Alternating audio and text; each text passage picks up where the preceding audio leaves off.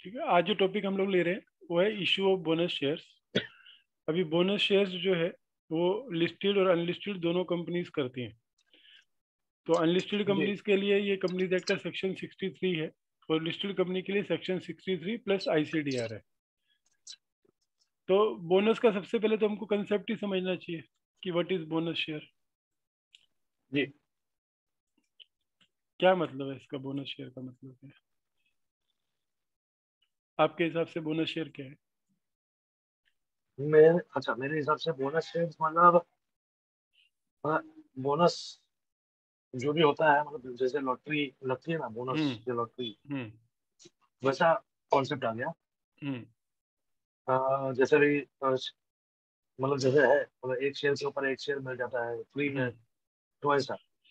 तो main concept है आपको फ्री में मिल जैसे रहा है। बोनस का मतलब है जैसे फ्री अभी में। सैलरी होती है तो साल में दिवाली के टाइम पे हाँ, एक बोनस मिल जाता है। बोनस। एक यस। तो हम कहते हैं कि सैलरी के अलावा एक्स्ट्रा मिला। जी लेकिन टेक्निकली अगर आप कंपनीज लॉ के पॉइंट ऑफ व्यू से देखो तो आप जो बोल रहे हो ठीक है कि फ्री में मिला, लेकिन फ्री कुछ भी नहीं होता है। ये जो ओके। शेयर्स मिलते हैं आपको आपके ही प्रॉफिट में से मिलते हैं, जिसपे आपका हक था और जो कंपनी ने अपने पास रख लिए थे और आपको जी डिविडेंड की फॉर्म में नहीं दिए थे। तो बोनस शेयर सबसे पहले something which A share holder receives free of cost. अब इसका कंसेप्ट कहाँ से आ रहा है? लॉ कंसेप्ट पे आता हूँ। है ये कंसेप्ट डिस्ट्रीब्यूशन ऑफ प्रॉफिट का। हम्म। एक एग्जांपल लेते हैं, राइट मूव एकेडमी 20, 21, 19, 20, 18, 19, 16, 17, ठीक है, और बीच में 17, 18, 5 साल का ले लो। 5 साल में जी ये कंपनी 10 करोड़ प्रॉफिट, 8 करोड़। मैं उस कंसेप्ट को जरा चैलेंज कर रहा हूँ कि हम बोल रहे हैं कि फ्री ऑफ कॉस्ट कुछ तो एक्स्ट्रा बेनिफिट है। मैं कह रहा हूँ कि आपका ही बेनिफिट है जी जो जी आपको मिला। 6 करोड़ जी प्रॉफिट, 4 करोड़ प्रॉफिट और 2 करोड़ प्रॉफिट, ठीक है। अब मैनेजमेंट ने डिसाइड किया कि हम डिविडेंड देंगे 50%। तो 5 करोड़ डिविडेंड दे दिया और जी बैलेंस 5 करोड़ जो है वो रिजर्व्स में डाल दिया, हम्म। राइट।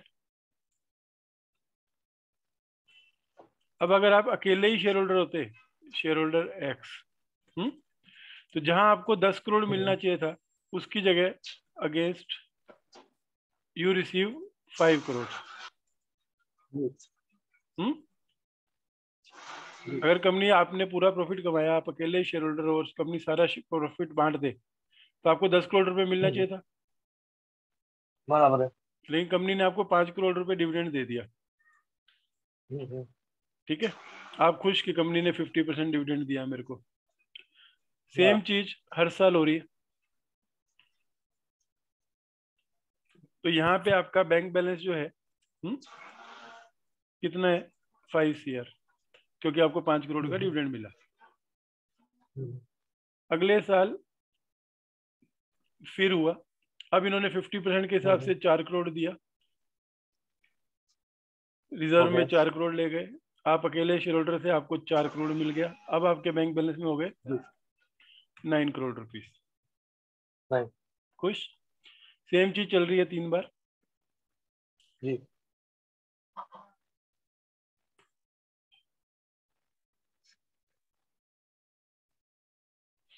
3 ओवर कॉपी कर लो, ठीक है। सबसे नीचे वाले केस में 2 करोड़ रुपए प्रॉफिट था, 1 करोड़ डिविडेंड दिया, 1 करोड़ हम्म। रिजर्व में डाल दिया, आपको 1 करोड़ मिला। बैंक बैलेंस पे बाद में आते हैं। 4 करोड़ में 2 करोड़ मिला आपको, जी 2 करोड़ रिजर्व में डाल दिया। हम्म। शेयर होल्डर्स को 2 करोड़ दे दिया। इस केस में आपको 6 करोड़ था, 3 करोड़ रखा आपने, हम्म। 3 दे दिया शेयर होल्डर को, 3 मिला। अब इसके बैंक अकाउंट में इस स्टेज पे 9 और 3 12 करोड़, 12 और 2 14 करोड़ और 15 करोड़। ठीक है। लेकिन ये कब था, जब कंपनी की, क्योंकि शेयर होल्डर जो है और डायरेक्टर है अलग अलग है। नॉर्मल केसेस में डिविडेंड रिकमेंड करते हैं डायरेक्टर, अप्रूव करते हैं शेयर होल्डर, और वो बढ़ा नहीं सकते घटा सकते हैं, लॉ में ऐसा लिखा हुआ है। तो यहाँ पे हर साल board of director 50% dividend recommend करता आया, शेयर होल्डर को ऑप्शन नहीं है तो उसने 50% अप्रूव किया, लेकिन बाकी मांगने की ऑप्शन नहीं थी। अब क्या हो गया, आफ्टर 5 years टोटल की अगर हम बात करें, कंपनी ने कितना पैसा कमाया, 30 करोड़। डिविडेंड में कितना दे दिया, 15 करोड़।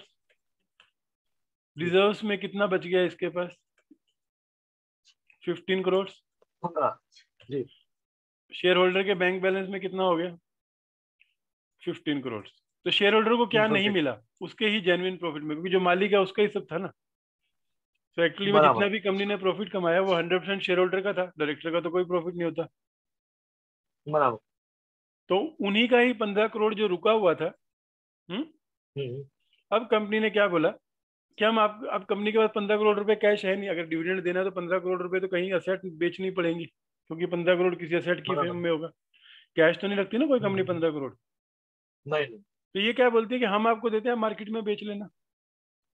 तो ये क्या करते हैं, 15 करोड़ रुपए जिनके रिजर्व में बैलेंस पड़ा है उसको 1.5 करोड़ शेयर फेस वैल्यू पे 10 रुपए में, 15 करोड़ के शेयर हो गए, शेयर होल्डर एक्स को दे देते हैं। ठीक है। तो यहां से तो कंपनी को सिर्फ एक शेयर सर्टिफिकेट इशू करना पड़ा एक्स को, बराबर है, 1.5 करोड़ का। राइट। अब कैपिटल तो इशू कर दी, तो डेबिट क्या हो गया, उसके रिजर्व जीरो हो गए अभी, क्योंकि रिजर्व की एंट्री पास करी उसने, कोई कैश तो गया नहीं कहीं पे। नहीं। अब शेयर होल्डर के हाथ में क्या हो गया at the end, balance bank में 15 crore 15 crore plus shares 1.5 crore extra, जो 10 रुपए के। जी। तो उसको 30 करोड़ मिल गया उसका। मिल गया। तो ये फ्री ऑफ कॉस्ट था कि ये उसी का पैसा था जो उसको मिला? नहीं, उसी का पैसा। तो इससे कहीं पे भी कंपनी की कोई वैल्यूएशन में कम ज्यादा हुआ? नहीं। ना तो पैसा आया ना कुछ गया, शेयर्स कैपिटल की जगह शेयर्स आ गए, नहीं। रिजर्व्स की जगह। बराबर। तो टेक्निकली ये प्राइस न्यूट्रल है, सिर्फ एक अकाउंटिंग एंट्री है कि आप कैश ना दे के आप उसको शेयर दे रहे हो, जिससे वो अपना मार्केट में बेच के अपना, उसको चाहिए पैसा, किसी को भी बेच के पैसा ले सकता है, बैंक बैलेंस 30 करोड़ कर सकता है। बराबर। लेकिन कंपनी की कॉस्ट तो नहीं करी, क्योंकि जहां पे भी बेचेगा कोई इंडिविजुअली इसको दे रहा होगा, कंपनी की जेब से 15 करोड़ रुपए कैश पेमेंट नहीं हुई। बराबर। वो 15 करोड़ रुपए कंपनी में किसी असेट की शेप में पड़े हुए हैं आज तक, जो आगे वैल्यूएशन हो जाएगी और उसकी वैल्यू बढ़ेगी। राइट। तो ये कंसेप्ट है बोनस शेयर का। तो इसलिए इसको कई बार क्या बोलते हैं, कैपिटलाइजेशन ऑफ प्रॉफिट। अगर वर्ड यूज किया है कि company can capitalise its profit, that means that can convert its reserves into equity shares, equity का शेयर्स में। हाँ, तो इसको कहते हैं कैपिटलाइजेशन ऑफ प्रॉफिट या बोनस इशू। राइट। जी। कोई डाउट इसमें? नहीं। तो इसमें अगर आप देखने की बात करो तो ये capitalisation of profit bonus issue है, सिर्फ अकाउंटिंग एंट्री है। No cash payment involve. जी। तो कॉस्ट जो शेयर होल्डर के हाथ में पड़ेगी वो नील है, उनको कोई पैसा नहीं देना बोनस शेयर के लिए। और यही आप बोल रहे थे कि दिवाली में कुछ एक्स्ट्रा मिल जाए तो शेयर होल्डर को लगता है कि अरे हमें तो कुछ एक्स्ट्रा मिला, लेकिन टेक्निकली वो उनका ही था। तो इसलिए क्या होता है, लिस्टेड कंपनी में अगर आप याद करो कि कभी भी बोनस का कॉर्पोरेट एक्शन आता है तो प्राइस को आप आधा कर देते हो, शेयर्स को डबल कर देते हो, 1:1 के बोनस शेयर में। जो कहते हैं ना एक्स बोनस हो गया, जी जी। क्योंकि उतनी वैल्यू आपकी कम हो गई अभी जितने आपने सर्टिफिकेट इशू किए। बराबर। अगर मार्केट में 100 रुपए के 100 शेयर थे और उसकी वैल्यू 1000 रुपए थी, एक शेयर 10 रुपए का था। अब 100 को अगर आपने 200 हम्म, कर दिया बिना पैसा लिए, तो वो 1000 जो है वो कम हम्म, हो जाएगा, 500 हो जाएगा। हाँ, तो 50% से कम हो जाएगा, शेयर 50% से बढ़ जाएंगे, ताकि एक्चुअल वैल्यू जो है, हम्म, अब इसको एंट्री के हिसाब से समझो। अगर एक शेयर है हम्म, एक्स, वो डिविडेंड से पहले 20 रुपीज पे कोट कर रहा था। हम्म? हम्म, अब कंपनी ने बोनस दे दिया 1:1। जी, तभी 20 रुपीज के शेयर के अगेंस्ट में पहले थे 100 शेयर, अब हो गए बराबर, 200। बराबर, ठीक है, तो 200 शेयर्स हो गए, तो पर शेयर कितनी कॉस्ट हो जाएगी? अब वो 10 रुपए हो जाएगी पर 10 रुपये, जी, 100 share into 20 is equal to two thousand hmm, rupees और 200 share hmm, into 10 is equal to 2000 rupees. बराबर, ये किस केस में अप्लीकेबल है? लिस्टेड कंपनियों के केस में। जी, अनलिस्टेड कंपनी में जब वैल्यूएशन निकाला जाएगा तो ऑटोमेटिकली पर शेयर वैल्यू कम हो जाएगी, क्योंकि शेयर्स बढ़ जाएंगे, असेट उतनी ही रहेंगी। बराबर, बराबर, ठीक है, ये था कंसेप्ट बोनस शेयर का। अब प्रोविजंस क्या बोल रहे हैं? अब अगर हमें ये बोनस देना है किसी कंपनी को 15 करोड़ रुपए का, तो ये बोनस कैसे देना है? तो ये प्रोविजंस हम पढ़ते हैं, सेक्शन है 63। हम्म। हाँ सर, ये जो आपने बताया था ना कि हम्म। नीचे नीचे ये इसमें अपना 100 शेयर, मतलब यहाँ पे 20 था, आपके बाद में यहाँ पे 10 हो गया। मतलब ये एक्चुअली बिना स्प्लिट किए भी ये ऐसा होगा। बस स्प्लिट में स्प्लिट नंबर ऑफ का शेयर्स कॉन्सेप्ट बढ़ तो गए अलग ही आपके, होता कंपनी की पेड अप कैपिटल डबल हो गई, लेकिन मार्केट वैल्यू उतनी है। थी। बराबर, तो बढ़ती नहीं, कब थी? जब ये पैसा कैश में आया होता, उतना पैसा कंपनी में आता था। बराबर है, तो यहाँ पैसा तो आया ही नहीं, तो असेट साइड तो उतनी रहेगी, लाइबिलिटी साइड में सिर्फ रिजर्व की जगह शेयर्स हो गए। तो अगर शेयर वैल्यू तो, निकालनी है तो asset divide by number of share ही करने पड़ते हैं। जी, तो असेट सेम और शेयर डबल हो जाए तो वैल्यू आधी हो जाएगी। हाँ, हाँ, बराबर, क्लियर? जी, तो अब इसके प्रोविजंस क्या है? अगर आपको ऐसा करना है, अगर आपके पास प्रॉफिट्स पड़े हैं, सब पड़े हैं, और आपको शेयर होल्डर को देना है उनको, कि अभी हमें नीचे हम शेयर होल्डर की वैल्यू बढ़ाते हैं, उनके हाथ जी में सर, उनको कैश करते हैं बिना अपने यहाँ से आउटले हुए, तो उसके लिए क्या प्रोविजंस है? बोलो। अगर हमें 15 करोड़ रुपए का डिविडेंड देना है, तो 63(1) वो लिमिट्स बता रहा है कि आपको 15 करोड़ रुपए कहाँ से ले सकते हो। बोलो। जी, इशू बोनस शेयर्स, एक कंपनी में issue fully paid up bonus shares to its members in any manner whatsoever out of its reserves, the hmm. security premium account or the hmm. capital redemption reserve account, provided that. provided that no issue of bonus shares shall be made by capitalizing reserves created by the revaluation of assets. ठीक है, अब इसको हम example से ले जी, लेते हैं। अभी जो 15 करोड़ रुपए के मुझे बोनस शेयर देने हैं, ठीक है, कंपनी की बैलेंस शीट जी, है, उसमें फ्री रिजर्व जो है 10 करोड़ के पड़े हैं। फ्री रिजर्व आपको समझ आया ना कैसे क्रिएट होते हैं? जी, जी, फिर सिक्योरिटी प्रीमियम अकाउंट, जो आपने कभी शेयर शेयर इशू किए होंगे, हम्म, उसके 4 करोड़ रुपए पड़े। फिर कैपिटल रिडम्पशन रिजर्व, अगर आपको याद हो कि कुछ शेयर्स में जब आप रिडीम करते हो तो नॉमिनल वैल्यू जितना पैसा आपको कैपिटल रिडम्पशन रिजर्व में डालना पड़ता है, जी, प्रेफरेंस शेयर्स। तो यहाँ पे आपका पड़ा है 1 करोड़। हम्म, अगर आपकी बैलेंस शीट में ये इतना पैसा पड़ा है, तभी आप 15 करोड़ रुपए का बोनस शेयर दे सकते हो। जी, लेकिन अगर फ्री रिजर्व 10 करोड़ रुपए में से रिवैल्यूएशन रिजर्व 1 करोड़ के हैं। रिवैल्यूएशन रिजर्व क्या होता है?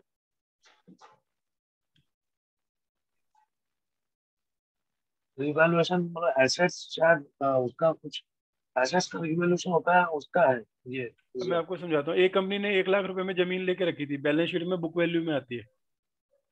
बराबर, अब उस जमीन के पास एयरपोर्ट आ गया और उसकी 1 लाख की वैल्यू 1 करोड़ होगी। बराबर है, अब कंपनी ने क्या बोला कि अब तो ये एक्चुअल रियलाइजेबल वैल्यू, ये जो वैल्यू है मार्केट में इतनी है, तो हमारी बुक्स गलत एग्जांपल दे रही है, क्योंकि हमें लोन वोन लेना होता है, तो बैंक बोलता है 1 लाख के अगेंस्ट में क्या दूंगा मैं लोन। बराबर। तो उन्होंने कहा हम उसको रिवैल्यू करते हैं, जो आज का रेट है उसके हिसाब से बैलेंस शीट में कैरी फॉरवर्ड करते हैं। तो वो वैल्यूअर की रिपोर्ट लाते हैं, वैल्यूअर बोलता है वो वैल्यूएशन 1 करोड़ का है। तो इधर असेट साइड में जब 1 करोड़ बढ़ाएंगे तो डिफरेंस लाइबिलिटी साइड में कहाँ जाएगा, वो रिवैल्यूएशन रिजर्व में। अब पूरी बराबर। इसमें कोई कैश तो आया नहीं कंपनी को, नहीं नहीं। खाली बुकिश है। खाली हाँ। अब ये बुकिश के बेस में अगर इसको भी मैं डिविडेंड दे दूं और बाद में वैल्यू घट जाए तो 1 लाख रुपए मिले, तो कंपनी की कैपिटल में से बोनस दिया जाएगा। बराबर। तो इसलिए वो लोग रिवैल्यूएशन रिजर्व, जो कि एक फिक्शियस रिजर्व है जिसको जब तक रियलाइज नहीं करोगे आपको नहीं मालूम पड़ेगा कि उतनी आएगी कि नहीं आएगी, तो उस रिजर्व को मोस्टली फ्री रिजर्व से एक्सक्लूड करा देते हैं। अच्छा तो अगर अच्छा, आप, समझा तो जब भी आपको करना समझा। है तो रिजर्व सरप्लस के ब्रेकअप में जाना और रिवैल्यूएशन रिजर्व को माइनस करना, फिर आपको कैलकुलेट करना है कि जितना बोनस आप देना चाह रहे हो उतने के लिए सफिशिएंट है कि नहीं। बराबर। तो यहाँ पे बन गया अब 14 करोड़। यस। तो आप मैक्सिमम बोनस कितना दे सकते हो, 14 करोड़ रुपए का। 14। तो अब इस कंटेक्स्ट में जो पहला सब सेक्शन है वो समझो कि क्या यही कह रहा है वो। हम्म, बोलो एक बार पढ़ लो, बोलो यही हमने जो समझा वही कह रहा है वो। जी। the company may issue fully paid up bonus shares to its members in any manner whatsoever out of its free reserves, hmm the security equity account, or the capital redemption reserve account, hmm provided that no issue of bonus shares shall be made by capitalizing reserves created by the revaluation of assets. बराबर। Clear, यही बोल रहे हैं। अब दो चीजें देखो कि जी जी। बोनस शेयर किसको दिया जाता है, ये अपना एग्जिस्टिंग शेयर होल्डर्स। मेंबर्स। तो डिबेंचर होल्डर को बोनस डिबेंचर्स मेंबर्स। नहीं मिल सकते। नहीं। हम्म, और यहाँ सर पे एक शेयर्स, शेयर्स वर्ड मतलब यूज एक, किया है, एक इक्विटी शेयर्स नहीं यूज किया है। जी। सर जो एक एग्जांपल हुआ था एक हम्म, कंपनी में, मतलब अपने एनर्जी में भी काम है आवाज आपकी थोड़ी तभी। कम आ रही। जी। एक अपने यहाँ पे कॉर्पोरेशन हुआ था, हम्म तो एक कंपनी ने बोनस डिबेंचर भी इशू किए थे। हम्म मतलब वो क्या था, वो क्या रह बराबर रह सकता है। बोनस डिबेंचर का मतलब क्या हो गया, लोन हुआ वो तो, वो हाँ।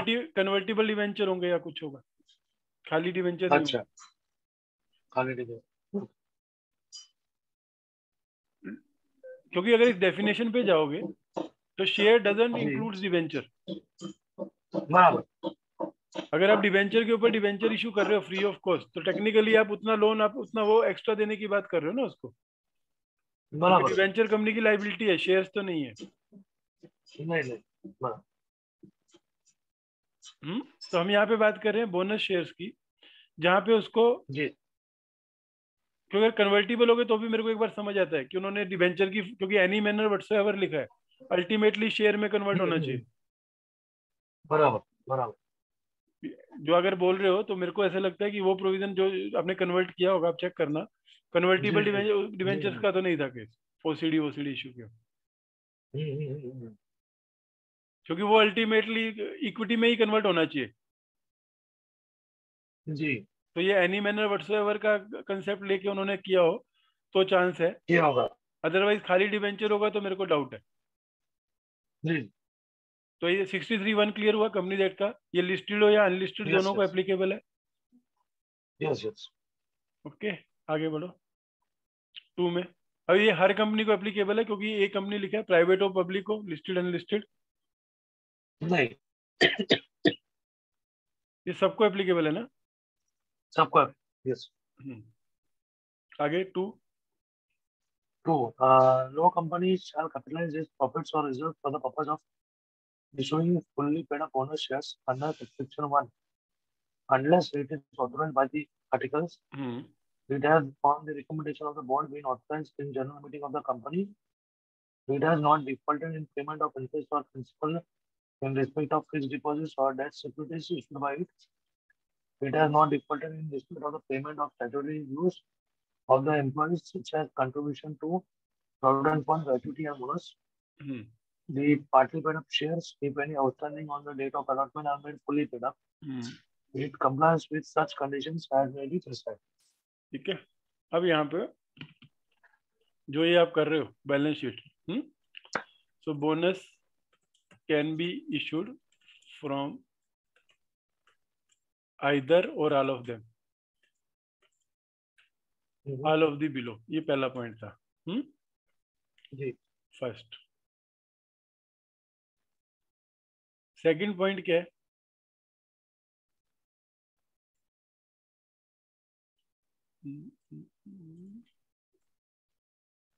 कि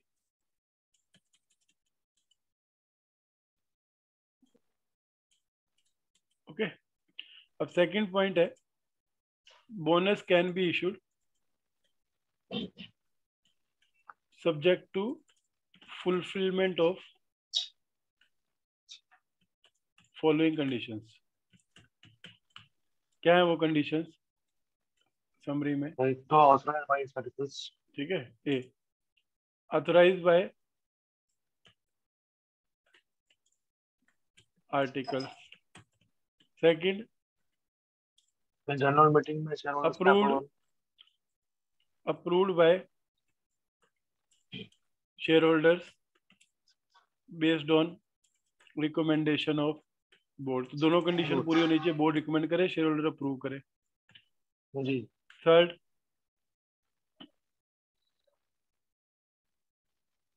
no default in payment on of principal or interest on deposit or debt securities. अगर इनमें से कोई भी कंडीशन मैच नहीं हो रही तो आप बोनस शेयर नहीं कर सकते, और ये सबको एप्लीकेबल है। ठीक है, no default in employees due PF ESI. जी बोनस। हाँ, उसके बाद पार्टली पेड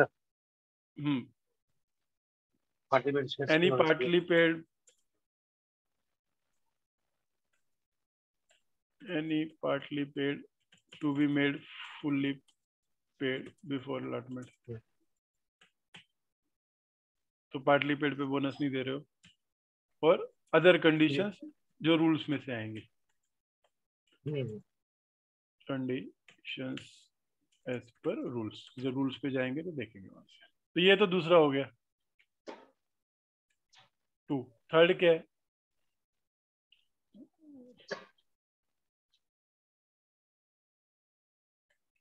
वन हो गया, 2 को भी ले लें ऊपर, 2 हम लोगों ने पढ़ लिया अभी। कंट्रोल एक्स टेबल के ऊपर चला गया, क्योंकि कंट्रोल ये 2 था। अब थर्ड क्या है? The bonus shares shall not be issued in lieu of dividend। Dividend की जगह नहीं देना जी।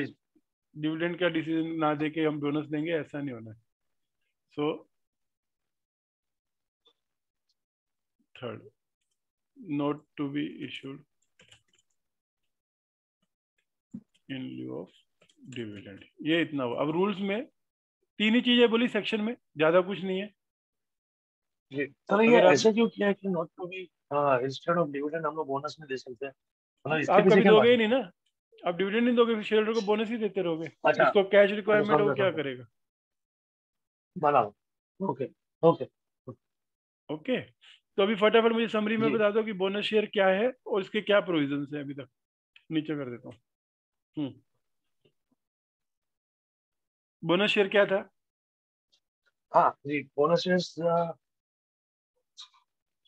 हाँ इक्विटी शेयर्स इशू कर सकते हैं कंपनी। इक्विटी या और प्रेफरेंस? वो शेयर्स भी लिखा हुआ है, खाली इक्विटी नहीं है, शेयर्स लिखा हुआ है। हाँ इक्विटी बराबर दोनों। तो बोनस शेयर इक्विटी या होते क्या है? प्रेफरेंस सबसे पहले what is bonus share? Capitalisation of profits. ठीक है, मतलब तो उसी टेक्निकल चीज यही है कि बोनस शेयर जो है कैपिटलाइजेशन ऑफ प्रॉफिट्स है। अब वो कौन कौन से टाइप के प्रॉफिट थे जो अलाउड है, जिसमें से जनरल बोनस दे रिजर्व था, सकते हैं? फिर सिक्योरिटीज प्रीमियम था, हम्म और कैपिटल रिडम्पशन रिजर्व था। और क्या एक्सक्लूड किया इसमें? उसमें से एक्सक्लूड करना है रिवॉल्यूशन रिजर्व।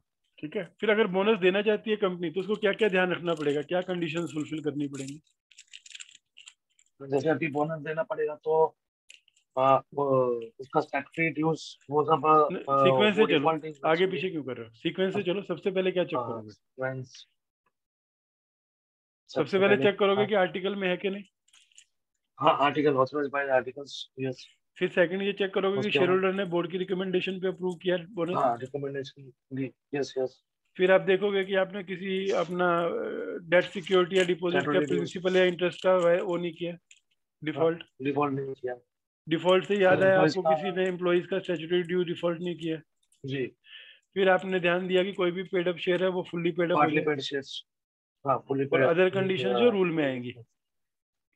हाँ अदर कंडीशन और ठीक है, तो अब हम बोनस चलते ये हैं दे रूल्स सकते में। हैं डिविडेंड के उसके हाँ। हाँ, डिविडेंड के बदले में नहीं दे सकते।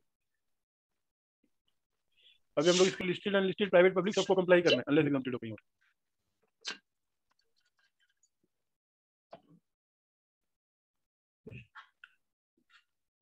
ई बुक, ठीक है। इसमें हम चले रूल्स पे।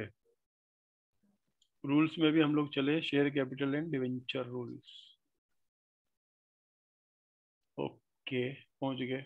अब यहाँ पे अब देखो कौन सा सेक्शन में बोनस का है rule. Sweat, preference, redemption, transfer, ESO, bonus. Rule number 14। ठीक है, कितनी कंडीशन है कंपनीज एक्ट में? कंट्रोल सी, और ये हमने कर दिया पेस्ट सेक्शन के ऊपर। हाँ, अब बोलो ये क्या रूल बोल रहे हैं? The company which has once announced the decision of its own board recommending the bonus issue shall not subsequently withdraw the same. तो इसका मतलब क्या हो गया? एक बार बोनस डिक्लेयर कर दिया तो उसको विड्रॉ नहीं कर सकते। तो ये एक ही बोनस, कंडीशन है रूल में। हाँ बोनस ये पर कंडीशंस में अच्छा था ना, other condition as per rules, तो यहाँ था हाँ condition bonus once announced can be withdraw. Can not be withdrawn. तो ये बहुत बेसिक है, अगर आप देखो केवल तीन चीजें ही बोल रहे हैं। जी हम्म, जी सर। क्या है वो तीन चीजें? ए, एक सेकेंड, बोनस इशू कर सकते हैं एक मिनट होल्ड करो, रिकॉर्ड है। ठीक है, तो अभी हम लोगों ने हाँ पहला लो पहला क्या पढ़ा? बोनस के provisions as per companies act, जी जी राइट। अब इसके बाद हमको देखने हैं बोनस के प्रोविजंस, ये एप्लीकेबल किसको है? इसकी एप्लीकेबिलिटी है लिस्टेड एंड अनलिस्टेड दोनों को, ये लॉ सबको कंप्लाई करना है। उसके बाद bonus provisions for listed company. Sir screen नहीं आ रही है सर। अच्छा एक सेकेंड, स्क्रीन में नहीं आ रही। हाँ मैंने शेयर बंद किया था ना, शेयर स्क्रीन, शेयर। ओके, अभी स्क्रीन आ रही है?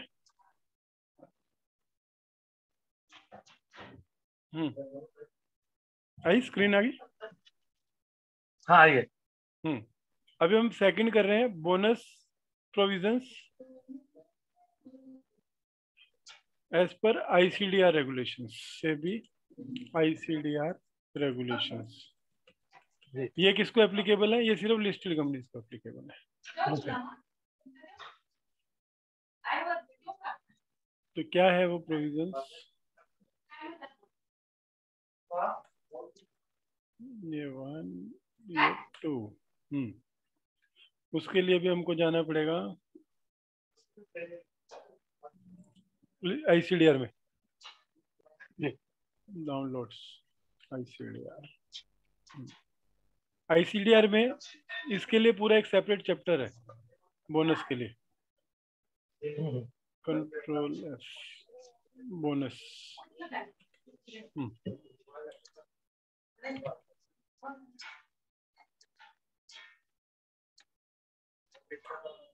एकदम पीछे जाके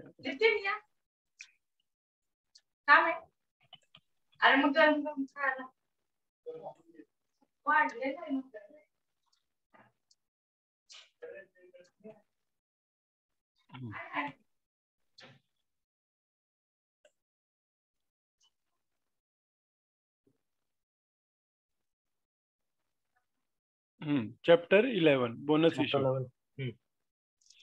कॉपी मार दो इसको, ज्यादा बड़ा नहीं होता।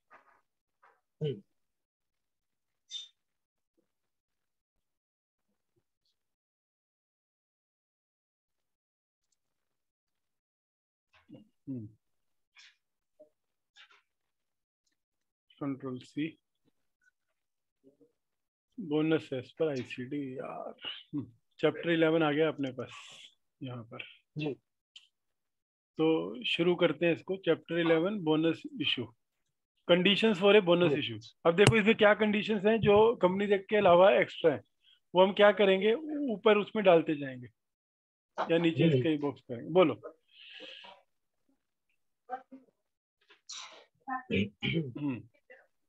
हर एक के आगे हमको ये लिखना है कि कंपनी एक्ट की है कि ये नहीं है। जी। बोलो। रेगुलेशन चैप्टर है 11 of ICD regulation, bonus issue, conditions for a bonus issue. बोलिए 293। जी। Subject to the provisions of the Companies Act 2013 or any other applicable law, listed issuer shall be eligible to issue bonus shares to its members if it is authorized by the Articles of Association for issue of bonus shares, capitalization of reserves, etc. Yeah, Companies Act का ही।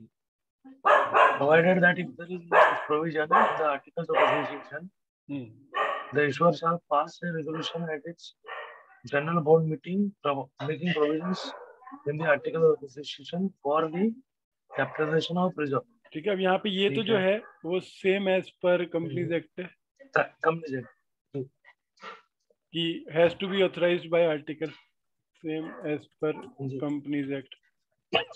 ये additional है कि अगर bonus issue करना है authorised by article, तो ये सिर्फ आपको गाइड कर रहा है कि कैसे करना है। जी। अगर आपको बोनस करना है तो डेफिनेटली आपको अमेंड द आर्टिकल करना पड़ेगा फॉर बोनस प्रोविजंस। सो कुछ नया नहीं है, कंपनी एक्ट ने स्ट्रेट अवे बोल दिया कि शुड बी ऑथराइज्ड। ये बोला अगर नहीं है तो आप अमेंड करो आर्टिकल पहले, फिर सेकंड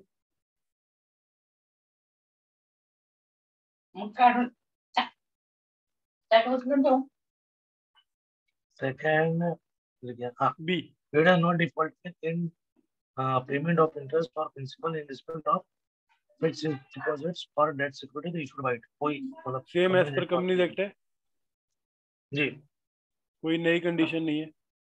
तो दैट मींस लिस्टेड कंपनी का यहाँ तक दोनों के साथ सेम चल रहा है।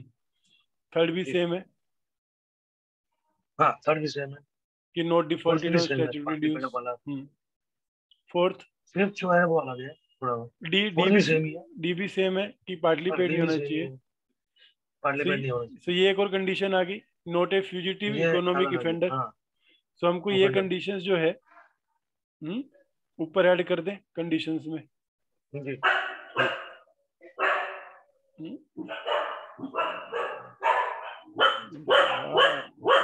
भाई रुको रुको रुको,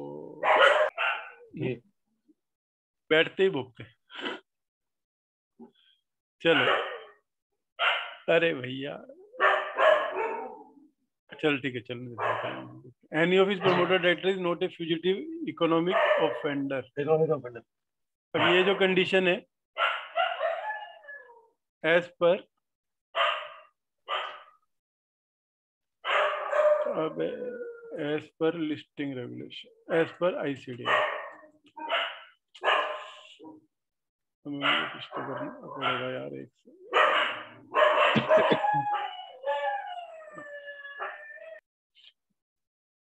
हाँ जी, हेलो। तो ये कंडीशन जो आई कि कोई भी उसका प्रमोटर या डायरेक्टर फ्यूजिटिव इकोनॉमिक ऑफेंडर नहीं होना चाहिए, ये सिर्फ लिस्टेड कंपनियों के लिए। तो ये मैं इस पे एक्स्ट्रा डालता हूँ लिस्टेड के लिए, additional conditions for listed companies. First आया था उसमें pass general meeting resolution if not authorised by articles for buyback. Second आ गया, any of the promoter or director is not a fugitive economic offender, भगोड़ा जी economic अपराधी जो देश छोड़ के भाग गया, उसका प्रमोटर या जी डायरेक्टर कोई भी उनमें से नहीं होना चाहिए, तो ऐसी कंपनी जी बोनस शेयर नहीं दे सकती। जी ओके, देन आगे बढ़ते हैं, इसको बंद करें, ये हो गया। ये कंडीशन हो गई, ये कंडीशन हो गई, तो इसका मतलब सिर्फ एक ही एडिशनल कंडीशन थी, जी एडिशनल कंडीशन, नहीं तो दोनों कंडीशन कंपनीज एक्ट की और लिस्टिंग आईसीडीआर की सेम है, जी खाली एक फ्यूजिटिव इकोनॉमिक ऑफेंडर और जोड़ा। अब रिस्ट्रिक्शंस क्या है, कौन सी कंपनी बोनस शेयर नहीं कर सकती, जी क्या रिस्ट्रिक्शंस है उसके ऊपर पढ़ो जरा, ये कोई कंपनी एक्ट में नहीं लिखा हुआ। जी हम्म, an issuer shall make a bonus issue of equity shares आवाज only आपकी if थोड़ी they कम है। made एक मिनट ना an issuer shall make a bonus issue of equity shares only if it has made hmm, reservation of equity shares of the same class in favor of the holders hmm, of outstanding compulsorily convertible debt instruments, if any, hmm, in proportion to the convertible part thereof. ठीक है, अब ये क्या कहना चाह रहा है, insert example देता हूँ, राइट मूव के 100 इक्विटी शेयर होल्डर है और 10 convertible compulsory convertible debenture holders है। जी अब कंपनी ने 1:1 बोनस इशू डिक्लेयर किया, सो कितने शेयर्स उसको रिजर्व करने चाहिए बोनस के लिए? 10 इनके सीसीडी होल्डर्स के। तो वो कह रहा है कि सबसे पहले शेयर्स जो है 1:1 100 इक्विटी शेयर्स तो यही हो गए, बराबर। फिर अगर ये 10 सीसीडी होल्डर जो है इनको जी 1 सीसीडी के अगेंस्ट में to receive hmm, 2 equity shares, hmm, तो कितने शेयर्स हो गए इनके लिए? 20, अब मिस हो गया उनको। दैट मीन्स 120 शेयर इशू करने कंपनी को बराबर। इनटू 10, 1200 रुपये, इतनी अमाउंट उसको कहाँ से ड्रॉ करनी है, फ्री रिजर्व से, जी सिक्योरिटी प्रीमियम से, या सीआरआर से? सीधा। यही था हमने अभी तक पढ़ा। जी तो ये क्या बोले, जब तक आप उनके लिए भी बोनस शेयर रिजर्व नहीं करोगे, दैट मीन रेजोल्यूशन में, हम्म, हम्म, रेजोल्यूशन में आप ये मेंशन नहीं करोगे कि हमने जो सीसीडीज है उनके लिए भी रिजर्व किया है, आप इशू नहीं कर सकते। बराबर। जेन्युइन है, नहीं तो उनके शेयर बराबर है। डाइल्यूट हो जाएंगे परसेंटेज। बराबर। सेकंड, बोलो। The equity shares are reserved for the holders of fully or partly compulsorily convertible debt hmm, instruments shall be issued to the holder of such convertible debt instruments or warrants at the time of such conversion of convertible debt instruments, optionally convertible instruments, warrants, as the case may be, on the same terms or same proportion at which the bonus shares were issued. ठीक है, अब ये जो आपने ऊपर reserve किए 120 share, जी इसमें 100 shares तो इमीडिएटली अलॉट हो जाएंगे, बराबर। Being for equity share holder, बराबर।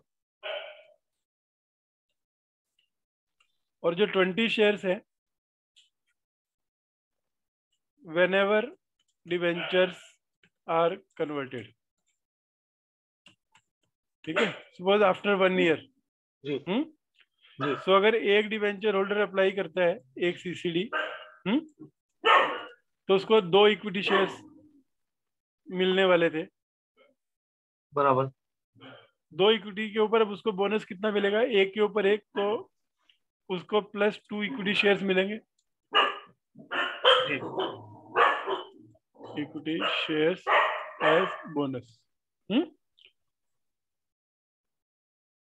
सो इन्होंने ये क्या किया, आज ही इनको शोर मचाना है।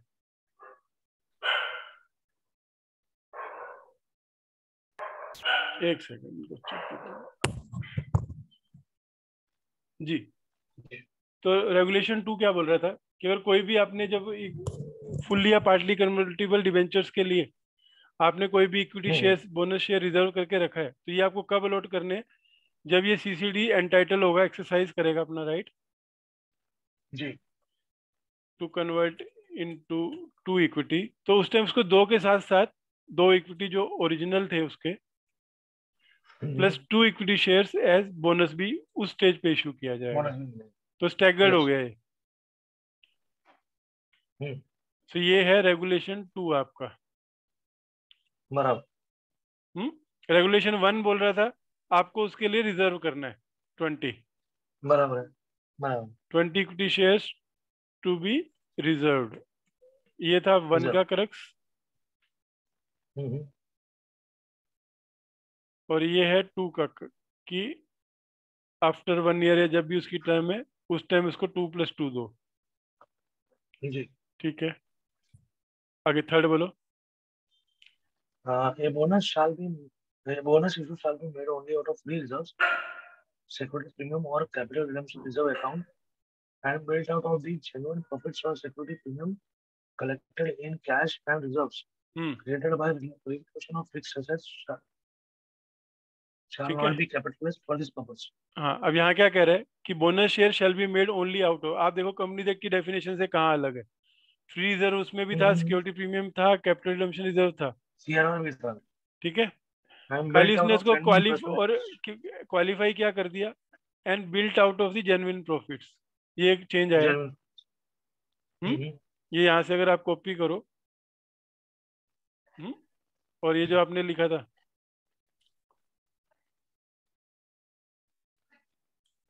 यहाँ पे लिखा हुआ है built out of general profit, ये आईसीडीआर का पार्ट है। कि उस आईसीडीआर में बोल रहा है कि जेन्युइन प्रॉफिट से होना चाहिए, बाकी सारा सेम कंपनी एक्ट का ही चल रहा है। Third point, security premium collected in cash and reserve created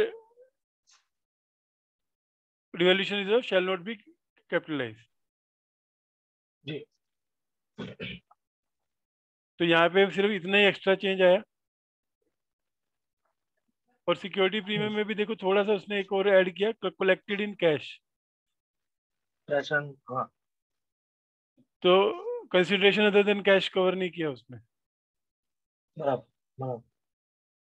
तो सिक्योरिटी प्रीमियम में अगर कंसिडरेशन अदर देन कैश वाली आइटम है वो हटानी चाहिए अगर इसका इंटरप्रिटेशन करेंगे तो। जी ठीक है, कलेक्टेड इन कैश आईसीडीआर से आ रहा है, आईसीडीआर से आ रहा है। तो दो चीजें रिजर्व्स की डेफिनेशन में आईसीडीआर से आई, एक तो बिल्ट होना चाहिए जेन्युइन प्रॉफिट से, और सिक्योरिटी प्रीमियम कैश में कलेक्ट किया होना चाहिए। ओके सर, जेन्युइन प्रॉफिट्स मतलब क्या है? इनजेन्युइन मतलब ऐसा भी होता है? बोलने का मतलब है जेन्युइन प्रॉफिट, नॉर्मल जो आपके बुक्स में आ रहा है प्रॉफिट वही है। अच्छा, खाली बुक प्रॉफिट्स दिखा ना रखे हो बिना कोई ट्रांजेक्शन किए।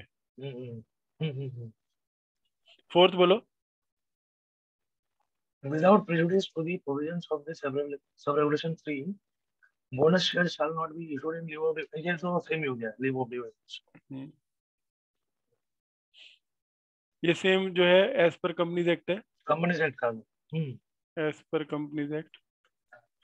सो कंडीशंस में, रिस्ट्रिक्शंस में सिर्फ क्या एक्स्ट्रा आया, एक फ्यूजिटिव ऑफेंडर का एक्स्ट्रा आया। फिर ये इन्होंने क्वालिफाई किया कि जेन्युइन प्रॉफिट से रिजर्व्स क्रिएट होने चाहिए, सिक्योरिटी प्रीमियम कैश में रिसीव होना चाहिए। जी राइट जी। फिर पांचवा क्या है, ये पांचवा एक और दिख रहा है, कंप्लीशन ऑफ ए बोनस नहीं। अच्छा 139। हाँ हाँ, if an issuer has issued SR equity shares as promoter or founders, any bonus issue on the SR equity shares shall carry the same ratio of voting rights compared to the ordinary shares, and the SR equity shares issued in a bonus issue shall also be converted into equity shares having voting rights same as that of ordinary equity shares along with the existing SR equity shares. ठीक है। अब SR equity shares क्या होते हैं? वो with special voting rights. Superior rights, ठीक है। अगर शेयर किसी में में एक शेयर पे 2 हाँ शेयर का सुपीरियर वोटिंग राइट्स राइट हाँ। है, तो जब बोनस इशू हो रहा है एसआर शेयर्स के ऊपर, तो वही सेम रेशो में ही हम्म, मेंटेन होगा बोनस का रेशो। बराबर। हम्म, ठीक है, तो यहाँ पे एक एक्स्ट्रा कंडीशन जो है वो सब मैं उस पर लिखूंगा, आखिर में वही समरी है हमारी। बराबर। एक्स्ट्रा कंडीशन में क्या आ गया यहाँ पे इसके हिसाब से, SR bonus on SR shares, जी जो कि सुपीरियर राइट शेयर है, शुड कैरी जी same proportion as of existing, right. अगर जी। 1:2 है तो बोनस भी 1:2 ही रहेगा।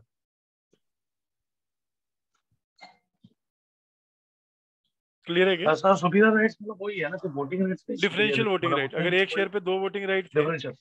तो जो नए शेयर इशू होंगे वो भी सेम रेशो में इशू होंगे, पर बराबर। प्रोपोर्शन सेम रहेगा, और वो भी इक्विटी के साथ कन्वर्ट जी होंगे बाद में। हम्म, जी तो ये था रेगुलेशन 293, हम लोगों ने पढ़ लिया, जो कि पूरा कंडीशंस बोल रहा था। 294 रिस्ट्रिक्शंस बोल रहा था। तो इसमें अगर इसको मैं वहां पे कवर करना चाहूँ सिंगल लाइन में, तो ये एक जी। रिस्ट्रिक्शन है कि to reserve bonus shares for convertible securities hmm, and to be allotted at the time of conversion, यही मतलब है ना उसका। ये सब एज पर बराबर। लिस्टेड चल रहा है। आगे बोलो। और एसआर इक्विटी शेयर्स का भी लिख दिया हम लोगों ने कि सेम कंडीशंस रहेंगी। तो 293 जी हो गया, जी। 294 हो गया, 295 क्या कह रहा है?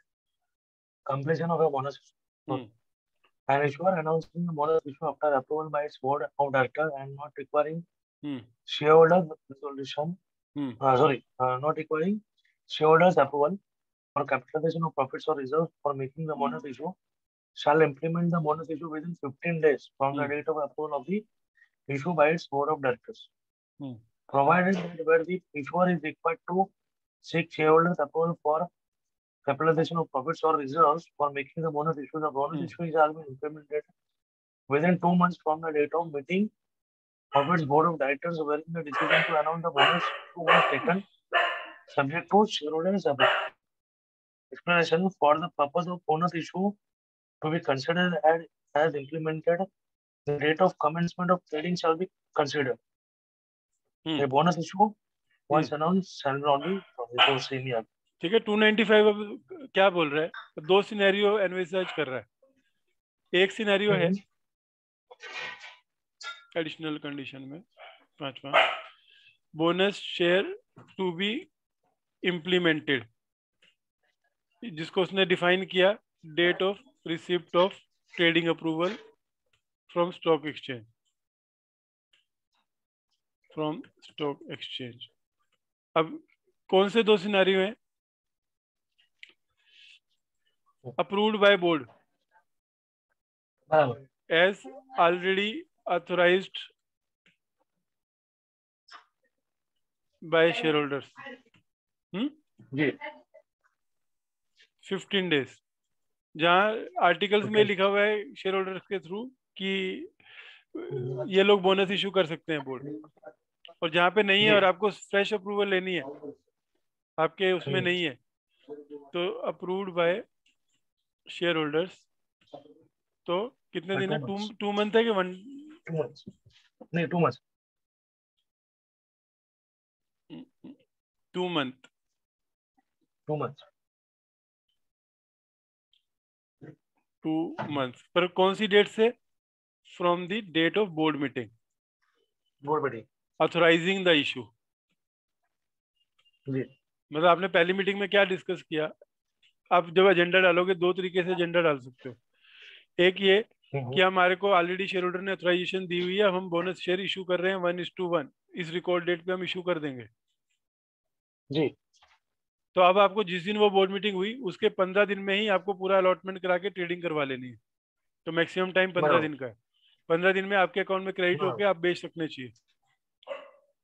बराबर। और अगर आपके शेयर होल्डर्स का ऑथराइजेशन आपको चाहिए तो डेफिनेटली आपको जनरल मीटिंग कॉल करनी पड़ेगी, तो उसके लिए उन लोगों ने 45 डेज एक्स्ट्रा दिए हैं आपको। क्लियर जी। तो यहाँ पर 2 पार्ट हो गए इसके।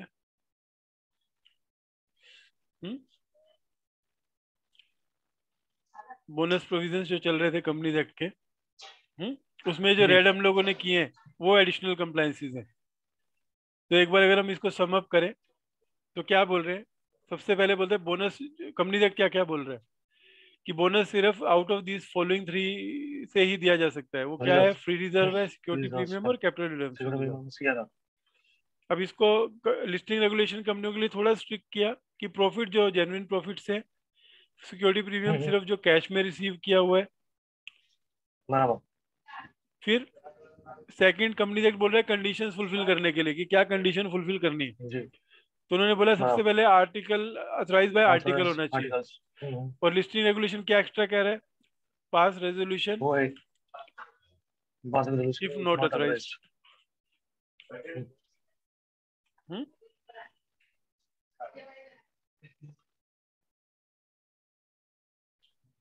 ये लिस्टिंग के थ्रू आ रहा है रेड वाला। Okay, approval of share holder based on recommendation of board. आपको शेयर होल्डर की अप्रूवल लेनी है, कंपनी एक्ट बोल रहे हैं। जी। अगर आपने लेके रखी है, अब यहाँ पे क्या बोल रहे हैं, एक मिनट, अरे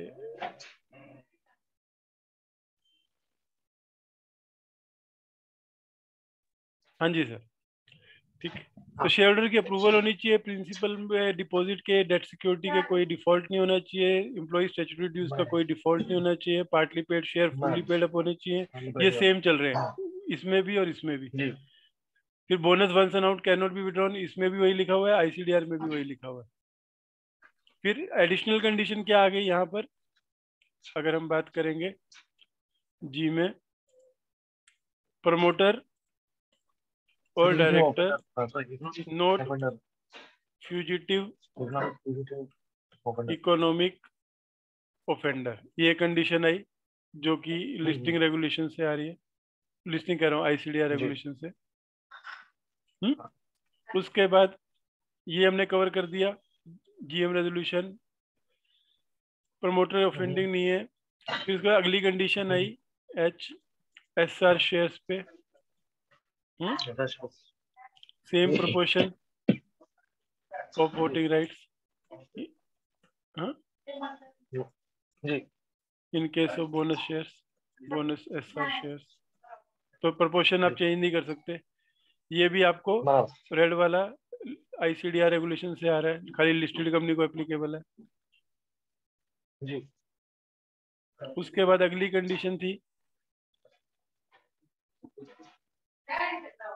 to keep in reserve bonus shares for existing convertible securities and allot at the time of conversion, right? तो अभी तक ये 1 और 2 में लिस्टिंग और कंपनी एक दोनों कंबाइन हो चुका है। जितना रेड वाला है वो लिस्टेड कंपनी में है और जितना ब्लू वाला है वो दोनों में है। तो ये कंडीशन वाला पोर्शन कवर हो गया। और यहाँ पे जब अप्रूवल की बात हो रही थी, रिकमेंडेशन ऑफ बोर्ड, तो यहाँ पे उन्होंने टाइमलाइन दी 15 डेज अगर बोर्ड करके डिसीजन ले रहा है, और 2 मंथ्स जब जनरल मीटिंग में हो रहा है। जी। ये कहाँ से आ रहा है, ये लिस्टिंग कंपनीज को आ रहा है, तो आपको नहीं आ रहा है। अनलिस्टेड कंपनी को ये रिस्ट्रिक्शन नहीं है। तो ये कवर हो गया, बोनस इश्यू कवर हो गया, ठीक है। तो सारे पॉइंट कवर हुए इसके रिस्ट्रिक्शंस वाले। Yes sir. उसके बाद ये भी कवर हो गया, एसआर भी, कंप्लीशन भी कवर हो गया, विड्रॉल का भी सेम लिखा हुआ है। तो यहाँ तक हम लोगों ने अभी सिर्फ 2 चीजें कवर की, इसको भी उठा के अभी ऊपर ले लेते हैं क्योंकि हम इसको कवर कर चुके हैं।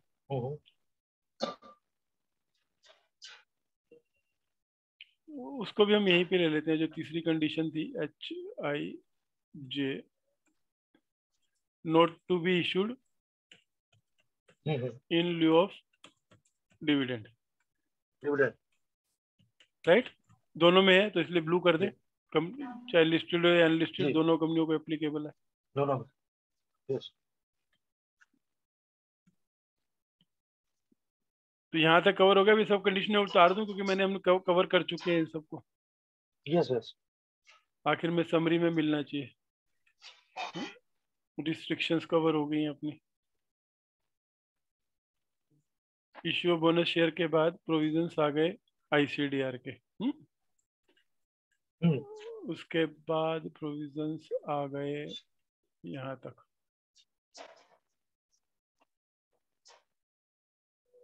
यहाँ से एंड तक, शैल नॉट बी विड्रॉन करके। तो ICDR भी कवर कर दिया हमने। तो ये प्रोविजन से अभी तक इनके। अब नेक्स्ट स्टेप क्या आएगा? एज पर, अब यहाँ तक हमने कर दिया as per companies act and ICDR। तो एक लिस्टेड कंपनी के हिसाब से ये पूरी कंप्लायंस करनी है। अब इसके लिए बोनस के जो प्रोविजंस हैं लिस्टिंग रेगुलेशन में क्या है?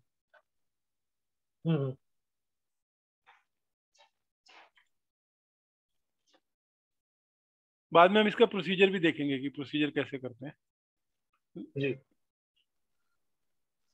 अब ये टेबल को कर दूं डिलीट। क्यों? क्योंकि अब इसकी जरूरत नहीं। अब हम करें बोनस प्रोविजंस अंडर LODR। अब जब भी बोनस होता है तो कंपनी को क्या क्या कंप्लायंस करनी है ये हम देखना चाह रहे हैं कि प्रायर नोटिस क्या है, बोनस के बाद क्या इन्फॉर्म करना है। तो अभी हम आओ डाउनलोड पे और ये आ गए हम लोग इसमें। Okay, control F। अब बोनस पे मारते जाओ, बोनस के जो भी प्रोविजंस आ रहे हैं हम लिखते जाएंगे।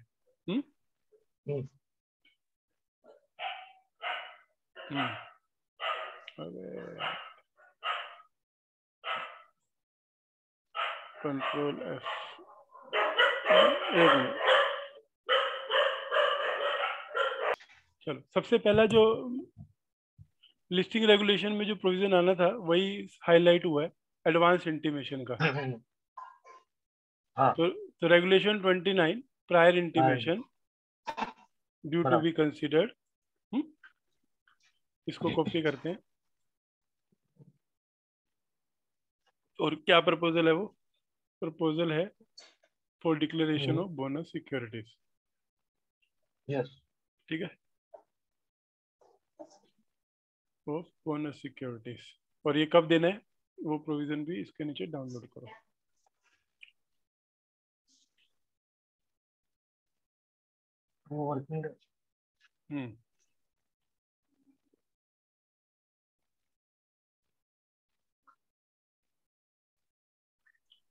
ओके, और यहाँ से अब इसको कॉपी करो।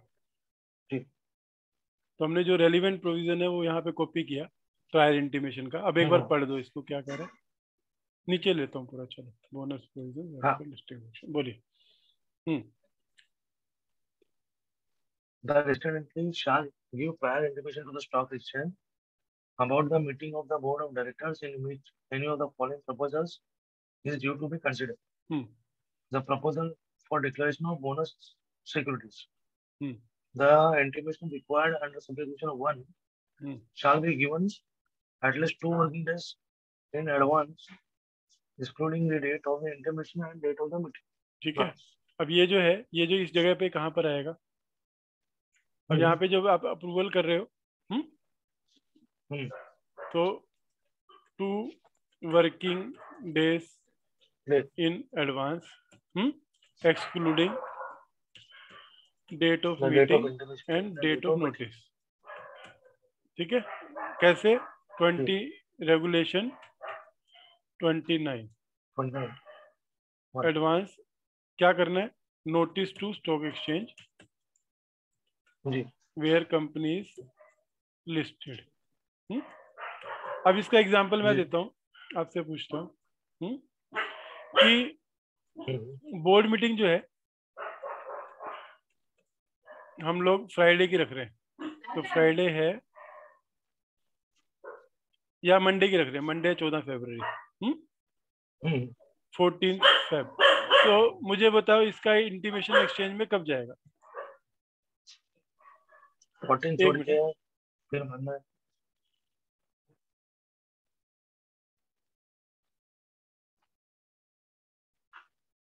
हाँ,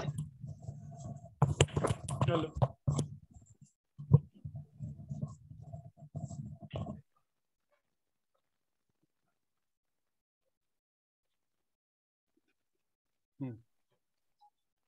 तो कब जाएगी इंटीमेशन? सर इसको तो बुधवार जारी चाहिए, बुधवार, हम्म मतलब सैटरडे संडे स्कूल अभी करिए ना, ये अगर फ्राइडे 14 संडे। तारीख की मीटिंग है तो डेट ऑफ मीटिंग छोड़ दो, फिर सैटरडे संडे छुट्टी के दिन थे वो छोड़ दो, हाँ, फिर 1 डे वो छोड़ दिया। एडवांस, 2 डे एडवांस और डेट ऑफ नोटिस, तो 9th को बुधवार जाएगी वेडनेसडे को, है ना? 9, यस राइट जी। सो 9th को जाएगी इंटीमेशन, बराबर है। अब ये जो भी जी। आ रहा है पोर्शन ये हम लोग कर देते हैं ग्रीन, क्योंकि ये लिस्टिंग में आ रहा है, हम्म, अलग से दिखना चाहिए। हम्म हम्म, तो जो लिस्टेड कंपनी है उसको ये रेड भी फॉलो करना है और ग्रीन भी फॉलो करना है, जो अनलिस्टेड है बराबर, उसको सिर्फ ब्लू ही वो करना ब्लू। है। बैठते ही चालू हो रहा है आज। हम लोग, हाँ जी सर। तो ये था एलओडीआर का हाँ पहला जी, प्रोविजन जो हम लोगों ने देख लिया कि बराबर अपने को 2 working days in advance they notice रहा है। देना है। कौन सी मीटिंग का नोटिस देना है? जिस मीटिंग में इशू कंसीडर हो रहा है पहली बार, बराबर। अलॉटमेंट की बात नहीं हो रही, इशू की बात हो रही है। हम्म, हम्म, हम्म। अब आगे क्या प्रोविजन है बोनस का?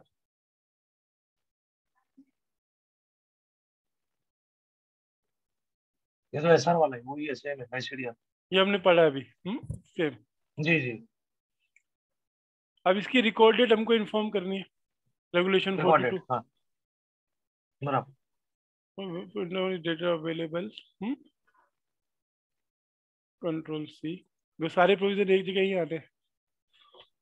अगला बराबर। प्रोविजन हो गया record date for closure of book, और उसका पॉइंट नंबर सी हो गया issue of hmm, bonus shares.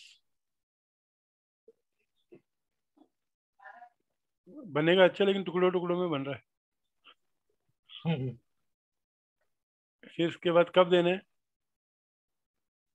ये कॉपी करो 42।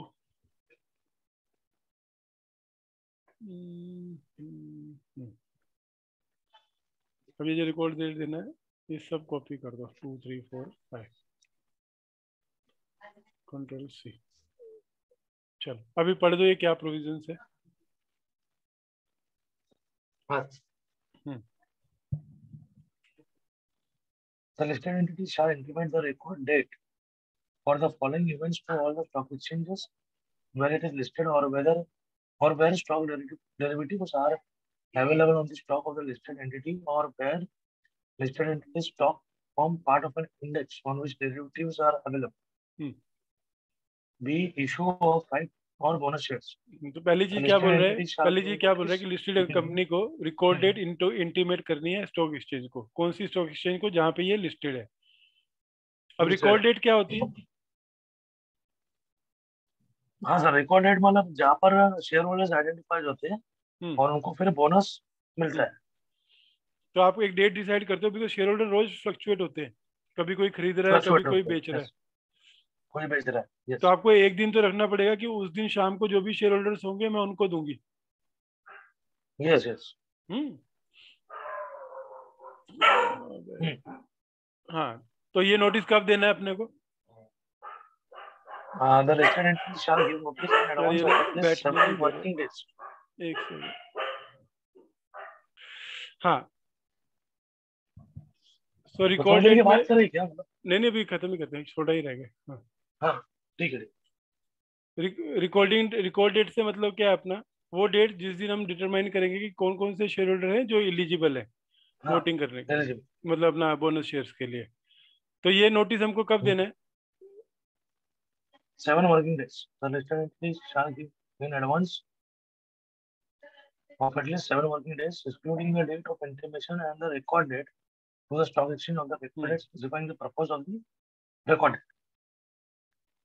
ठीक है, अब ये जो हो गया जी कंडीशन, यहाँ पर क्या कंडीशंस निकल के आई? पहला, इंटीमेट रिकॉर्ड डेट जी to stock exchange where listed, और कब? At least 7 working days. 7 working days of the date of record date Record date, और उसके बाद भी क्या है उसमें? excluding specifying intimation and purpose, record क्या date. आप किस लिए कर रहे हो? जी पर्पस। और उसका ये राइट इशू वाला नोट एप्लीकेबल अपने को, तो इसको अपने को नहीं देखना है। बराबर। फिर अगला क्या है? शैल रिकमेंड डिविडेंड और cash bonuses at least 5 working days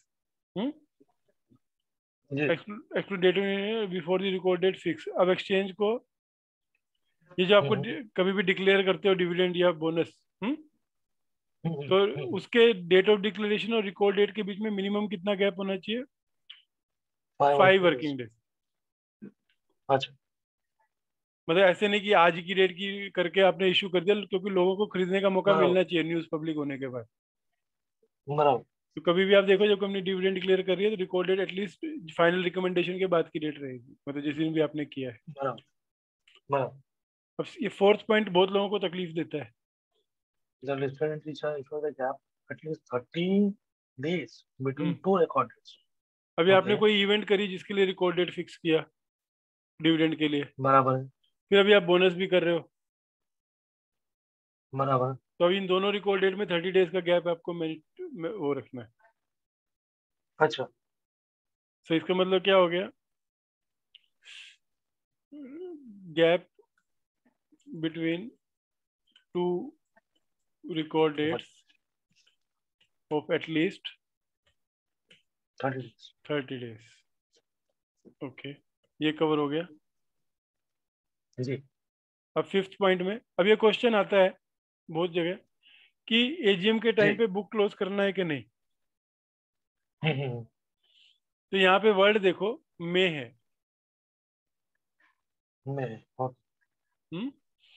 तो बुक क्लोजर अभी कंपलसरी नहीं है, लेकिन कंपनियां क्यों क्लोज करती है? अगर फिजिकल ट्रांसफर्स ज्यादा हो तो ट्रांसफर्स को एग्जीक्यूट करने के लिए टाइम लगता है, तो इसके लिए वो बुक क्लोजर का कंसेप्ट था। तो कई कंपनियां फॉलो करी है, जिन कंपनियों के ऑलरेडी डीमेट में हो गया वो लोग सिर्फ रिकॉर्ड डेट ही रखते हैं।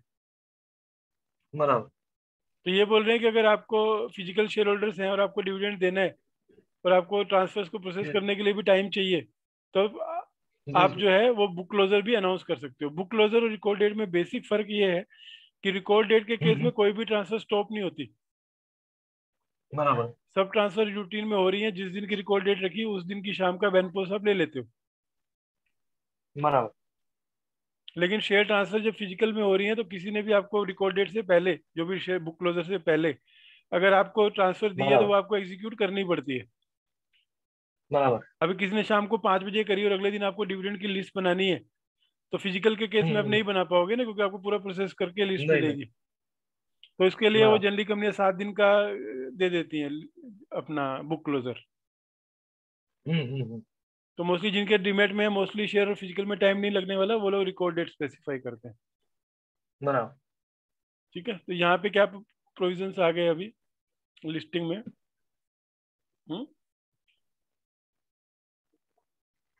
और जनरली एक स्टॉक एक्सचेंज ये भी कहते हैं कि जिस चीज की अप्रूवल लेनी है आप, जिस अथॉरिटी की, लाइक इस केस में शेयर होल्डर्स की, तो उसकी अप्रूवल के बाद रिकॉर्ड डेट रखो।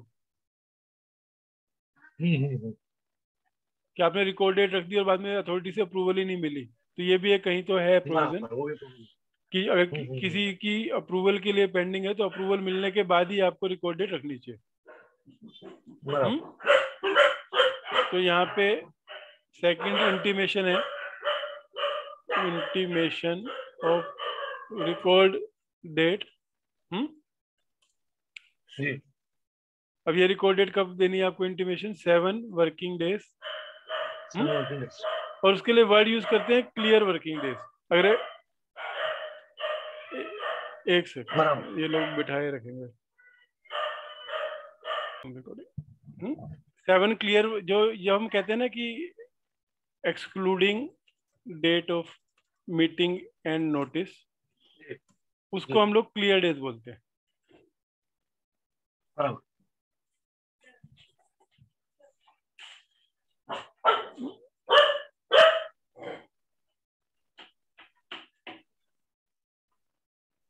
ठीक है, तो 7 क्लियर वर्किंग डेज पहले आपको करना है। और अगर आपकी in case of physical shareholders company में also close its transfer books in place of fixing record date. और दोनों में बेसिक फर्क क्या है? रिकॉर्ड डेट, तो रिकॉर्ड डेट में no restrictions on transfer, and book closure में no transfers during book closure. दोनों में बेसिक फर्क ये है बुक क्लोजर और रिकॉर्ड डेट में। जब कभी कंपनी कह रही है हम बुक क्लोज कर रहे हैं तो उस पीरियड के बीच में कोई ट्रांसफर नहीं होगी, और जब कह रहे हैं रिकॉर्ड डेट रख रहे हैं तो ट्रांसफर चलती रहेगी, वो सिर्फ उस शाम की रिकॉर्ड उठा लेगी। तो अभी तक हम लोगों ने जो लिस्टिंग रेगुलेशन के बेस पे आया वो सिर्फ 2 ही चीजें आई, एक तो 2 वर्किंग डेज इन एडवांस, और उसमें भी क्लियर वर्ड यूज कर दो अभी, क्योंकि हम डिफाइन कर चुके। क्लियर का मतलब हो गया date of meeting and date of notice छोड़ के, ये आपको इंटीमेट करना है। अभी इसके अलावा और क्या बोनस शेयर के लिए प्रोविजन है?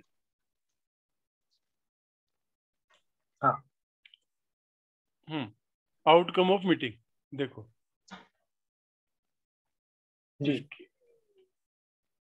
आपको 30 मिनट्स में आउटकम देना है, और इसमें कहीं तो एक और भी था कि आपको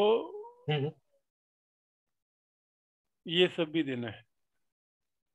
देखो outcome of board meeting 30 days of meeting, ये कॉपी करूं यहाँ पहले।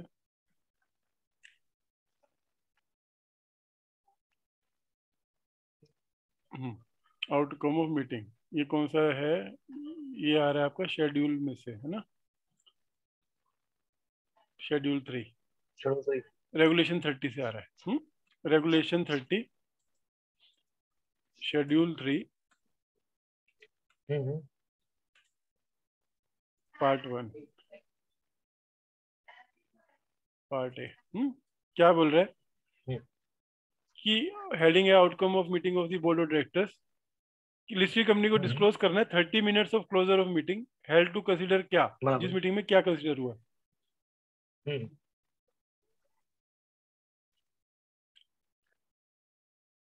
बोनस शेयर देखो कहाँ है, ई पॉइंट। तो अब आपको क्या क्या इंटीमेशन देनी है यहाँ पर, जरा देखो, अब ये पढ़ दो जरा। हाँ, regulation 30 schedule 3 part A, outcome of the meetings of the board of directors. The listed entities shall disclose to the exchange within 30 minutes of the closure of the meeting and to consider the following: increase in capital by issue of bonus shares to capitalization, including the date on which such bonus shares shall be created on dispatch. ठीक है, अब यहाँ से हम एक छोटा सा procedure बनाते हैं, प्रोसीजर फॉर बोनस इशू। तो उसमें सबसे पहले आपने चेक किया whether articles allows issue of bonus share. ठीक है, ये होमवर्क है प्री बोर्ड मीटिंग। बराबर। If no you amended the articles, तो आपको एक if no so call EGM to amend the articles and authorize the board to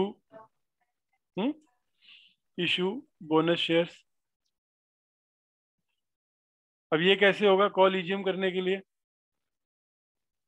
तो सबसे पहले hold board meeting.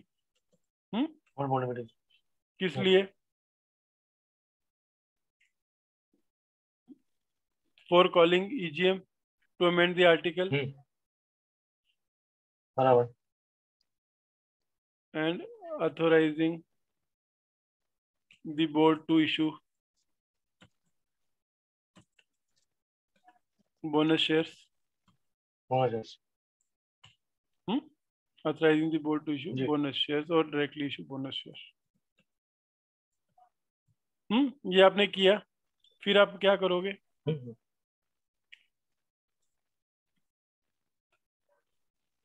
Send intimation EGM notice. हाँ वो बीच में लेता हूँ लिस्टेड वाला भी। अब ये जो होल्ड बोर्ड मीटिंग हो रही है बोनस शेयर्स के लिए, प्री इंटीमेशन दोगे बराबर stock exchange two clear working days. Working days जी EGM हो गई, EGM नोटिस हुआ। बराबर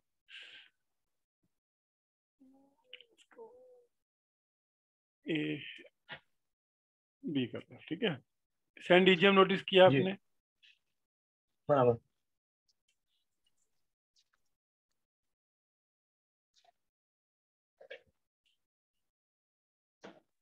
ठीक है। कॉल हो गया, EGM हो गया, authorising the board to issue bonus share consider हो गया ना।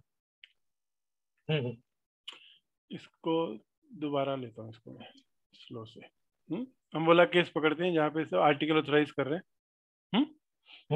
लेकिन बोर्ड की अप्रूवल नहीं है, मतलब शेयर होल्डर की अप्रूवल नहीं है। तो आपने सबसे पहला प्रोसेस किया कि चेक दैट आर्टिकल्स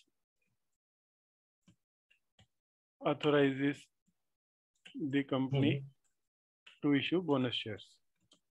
बराबर फिर आपने बनाया एजेंडा, किस चीज का? जिसमें प्रपोजल डाला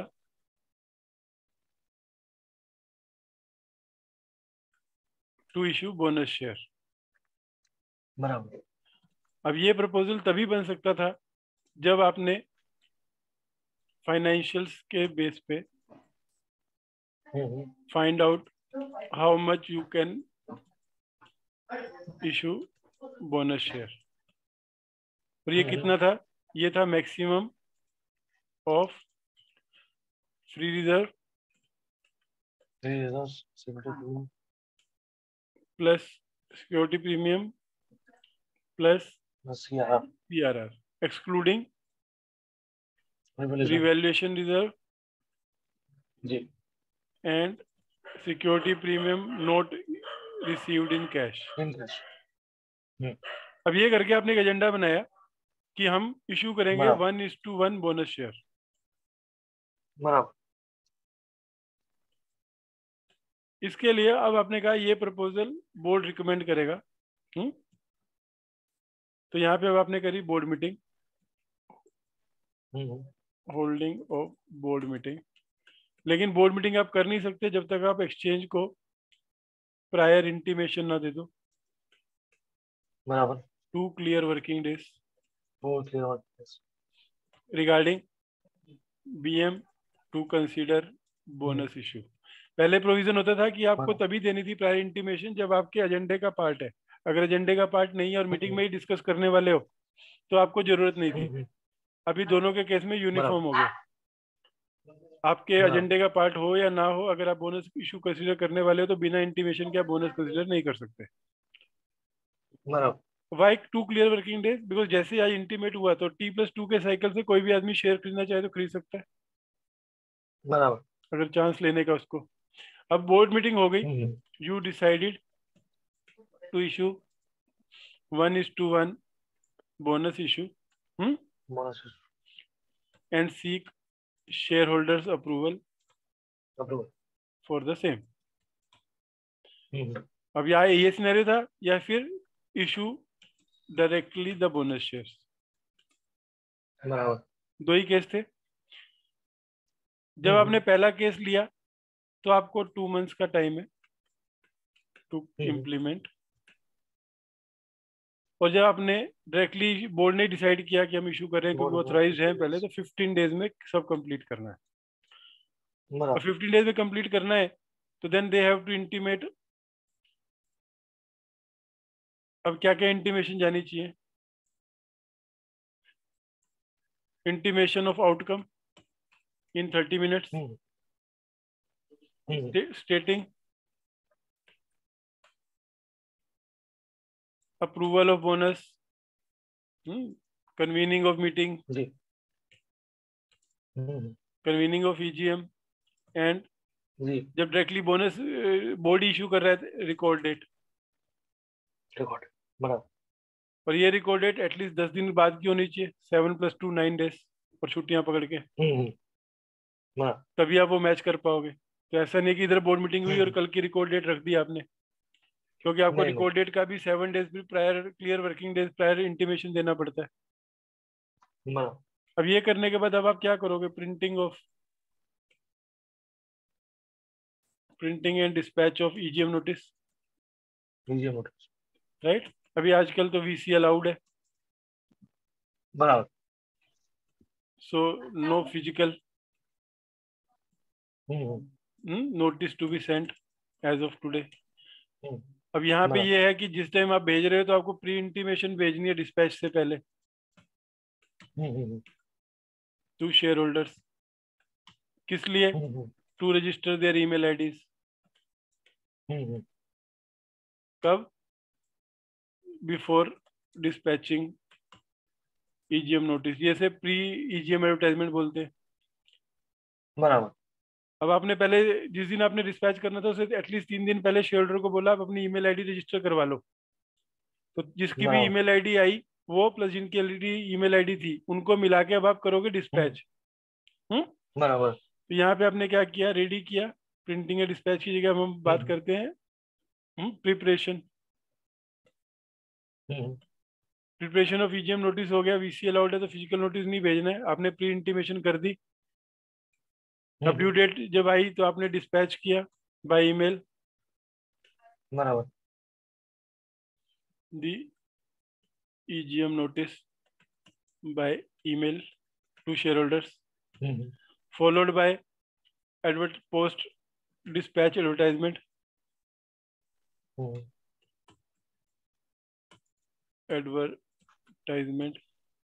और जब आपने डिस्पैच किया ईमेल तो साथ ही साथ आपको स्टॉक शेयर होल्डर्स को, स्टॉक एक्सचेंज को भी देना है, एंड कॉपी टू बराबर स्टॉक एक्सचेंज, राइट? फिर आपने पोस्ट डिस्पैच एडवर्टाइजमेंट भी दे दी, डिस्पैच भी कर दिया, एडवर्टाइजमेंट भी दे दी। अब ये copy of advertisement stock exchange to stock exchange दोगे। बराबर। अब इसके बाद क्या करोगे? अब डिस्पैच कर चुके हो, हाँ, रिकॉर्ड डेट आपको पता है। अब आपको चाहिए इन principle approval before share holders के, आपको अप्लाई करना है एप्लीकेशन। तो इस एप्लीकेशन में क्या रहेगा? एज पर चेकलिस्ट जो हम अभी देखेंगे। अभी क्या है ये इन प्रिंसिपल अप्रूवल? जो भी कंपनियां लिस्टेड कंपनी है, कोई भी अगर इक्विटी इशू कर रही हैं या इक्विटी कन्वर्टिबल इशू कर रही हैं तो उनको कोई भी फर्दर इशू ऑफ सिक्योरिटी करने से पहले जो लिस्ट होने वाली है एक्सचेंज से इन प्रिंसिपल अप्रूवल लेनी पड़ती है। अब इन प्रिंसिपल अप्रूवल बेसिकली एक एप्लीकेशन है, ये कहते हुए कि हम इन टर्म्स पे ये सिक्योरिटीज इशू कर रहे हैं और इसके लिए आपको जो डॉक्यूमेंट चाहिए वो हम आपको दे रहे हैं। अगर आपको लगता है कि ये सब ठीक है तो हमको इन प्रिंसिपल अप्रूवल दे दो कि जब हम अलॉटमेंट करेंगे तब आप हमारी सिक्योरिटीज को लिस्ट कर दोगे। लिस्ट करोगे तभी वो ट्रेडेबल हो पाएंगी और शेयर होल्डर्स उसको एनकैश कर पाएंगे। तो इसकी चेकलिस्ट जो है उसमें क्या आता है? तो ये लिस्ट ऑफ डॉक्यूमेंट है जो बोनस इशू के लिए लगते हैं। क्या क्या चीजें हैं देख लेते, यहीं पे देख लेते हैं। सबसे पहले certified coordination pass by board of director approving the issue, ये होगा आपके पास। यस। और इसके साथ ही क्योंकि ये अप्रूविंग द इशू है तो आपको MGT 14 भी फाइल करना है, राइट? कोई भी अगर इशू ऑफ सिक्योरिटीज आप कर रहे हो तो आपको MGT 14 फाइल करना रहता है। हाँ, फिर अभी जो नोटिस था जो आपने डिस्पैच किया वो आपके पास रेडी है एक्सप्लेटरी स्टेटमेंट के साथ, हाँ, इजीली आप दे सकते हो एक्सचेंज को।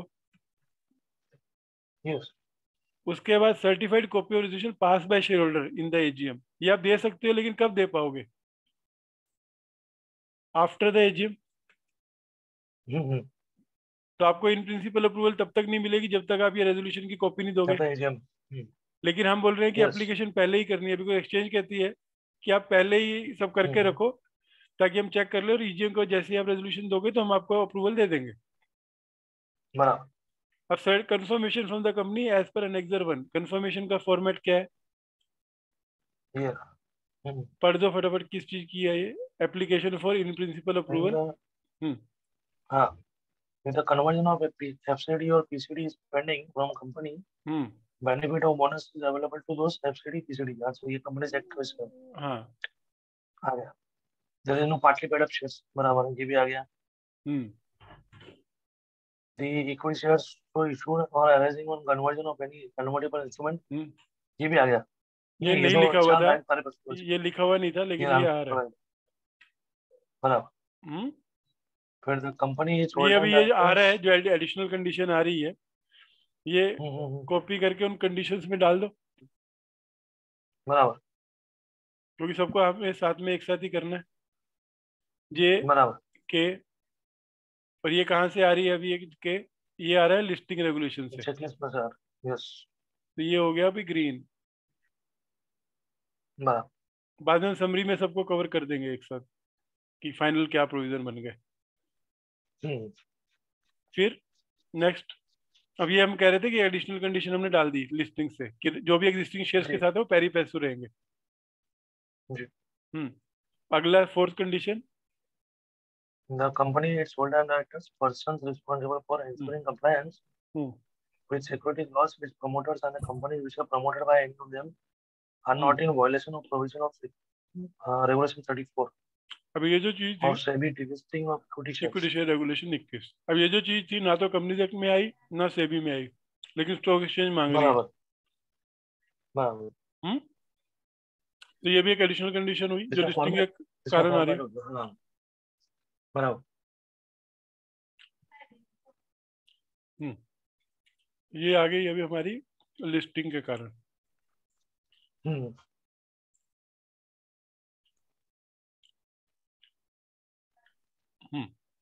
ओके, कि कंपनी, उसके होल टाइम डायरेक्टर, जो भी person ensuring compliance, that mean CS या CFO या प्रमोटर, और उनकी कंपनीज डिलिस्टिंग रेगुलेशन के रेगुलेशन 34 के वायलेशन में नहीं होनी चाहिए। यस, और क्या चाहिए उनको? ये होगी कंफर्मेशन, तो ये कंफर्मेशन दे सकते हैं हम लोग। यस, अगर ये कंफर्मेशन नहीं दे पा रहे हैं तो इसका मतलब हम बोनस इश्यू नहीं कर सकते। बराबर, आगे certified from the statutory auditors, practicing chartered accountant, practicing company secretary, confirming that the proposed bonus has been made in accordance with the requirement of Chapter 11 of SEBI ICDR. Okay.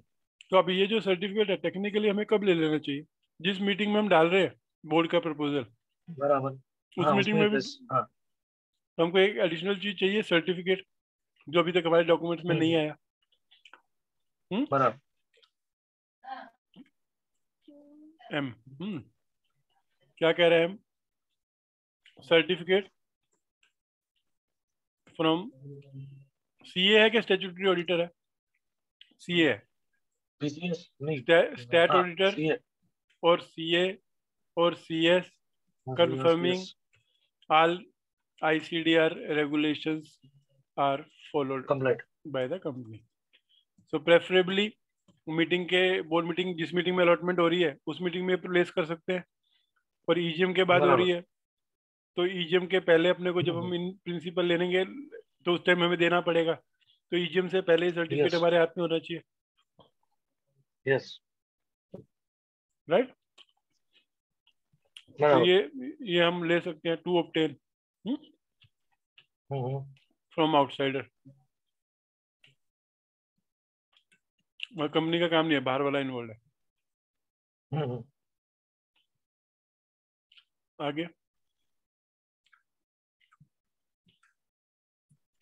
6 क्या है?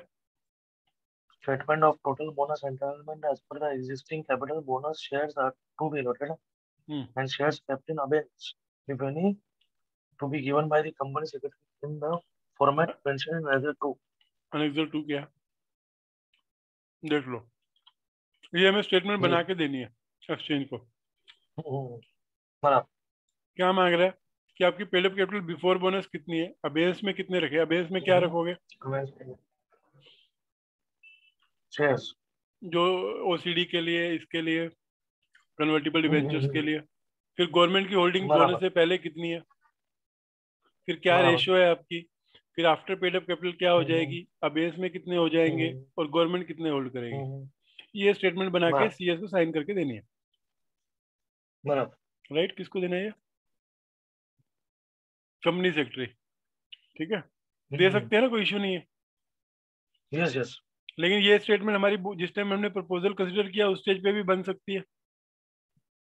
बराबर है, क्योंकि हम उसमें भी यही डिसाइड करें ना कितना बोनस, कितने शेयर्स, प्री पोस्ट क्या हो जाएगा। तो ये सॉरी, बोर्ड मीटिंग से लेके ईजीएम तक।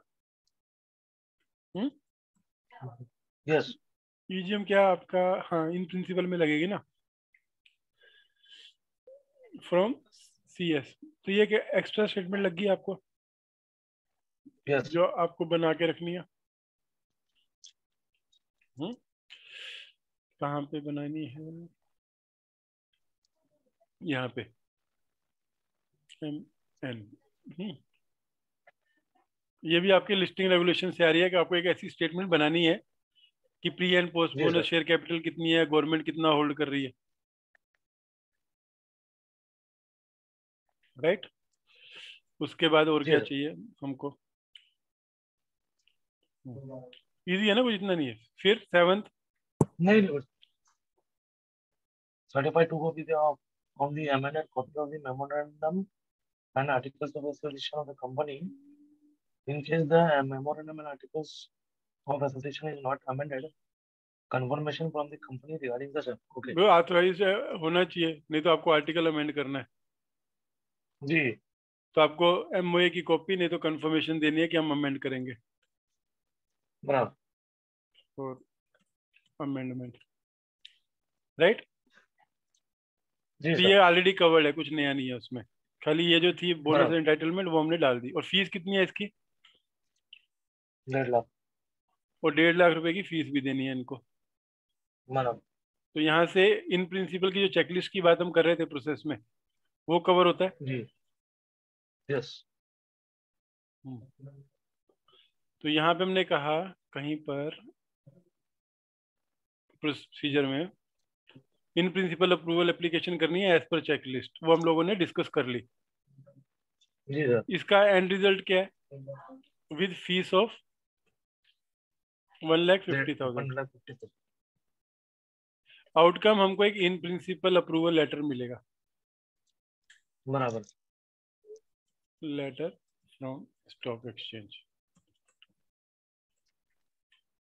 ये लेटर आने के बाद ही हम अलॉटमेंट पे जा सकते हैं। बराबर। अगर एक्सचेंज लिस्टिंग की अप्रूवल नहीं देगी तो आप अलॉट कैसे करोगे? बराबर। तो ये यहाँ पे कवर हुआ। अब उसके बाद क्या हो गया, आपकी होल्ड द ईजीएम हो गई, and receipt of in principle letter हो गया। फिर hold board meeting after the record date. Yes. अब जहाँ पे ईजीएम के बाद होना वाला है, तो आपको अभी करना है hold board meeting for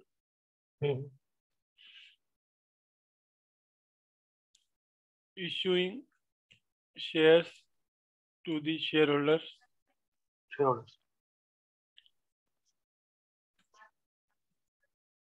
as on record date। जी। अब दूसरी कंपनी थी उसमें वहीं पर ही हो गया था डायरेक्टली, जहाँ पे वो ऑलरेडी ऑथराइज थे, इशू डायरेक्टली वाले में।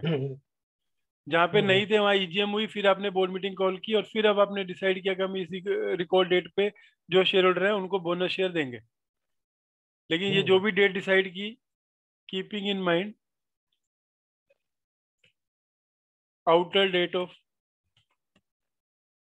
2 months from the first board meeting, considering the bonus। तो यहाँ से आपको 2 महीना नहीं मिल रहा है। अब इधर आपने अलॉटमेंट कर दी। अब यहाँ पे हम लोगों ने जब बोर्ड मीटिंग की थी, यहाँ पे हमने ये भी बोला क्योंकि इशू का है तो आपको MGT 14 फाइल करना है विद ROC। अब बोर्ड मीटिंग हो गई, यहाँ पे आपने अगर किया तो भी आपको MGT 14 फाइल करना है। EGM के रेजोल्यूशन के लिए MGT 14 फाइल करना है। 2 अलग अलग MGT 14 है। बराबर।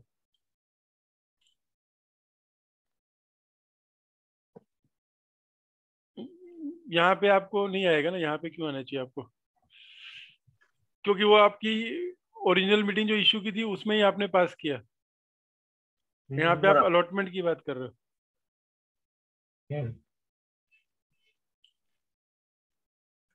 अब यहाँ पे डीमेट फॉर्म में जब इशू हो रहे हैं तो ये रेजोल्यूशन पास होते ही आपको कॉर्पोरेट एक्शन कराना है।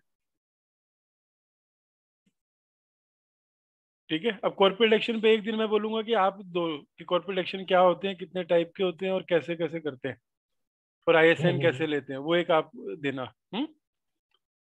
कॉर्पोरेट एक्शन क्या है? कंपनी इंस्ट्रक्ट कर रही है to CDSL and NSDL to credit shares to the demat account of shareholders as on record date in the ratio of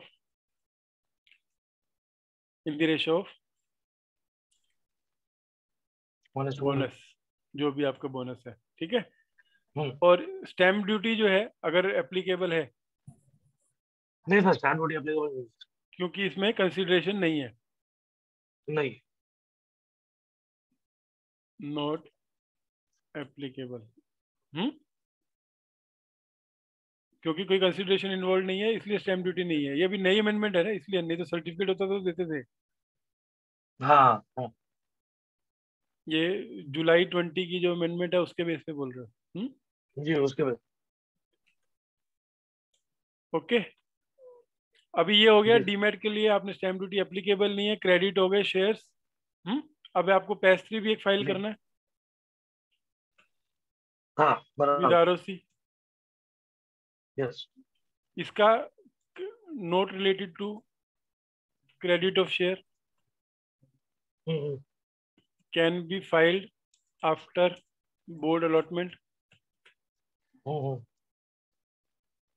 तो PS3 आपने फाइल कर दिया, ROC के रिकॉर्ड में आपकी चेंज हो गई, लेकिन अभी भी शेयर लिस्टेड नहीं है। सो अब now you will make a post allotment listing application to stock exchange, क्योंकि अभी इन प्रिंसिपल अप्रूवल ही मिली थी आपको।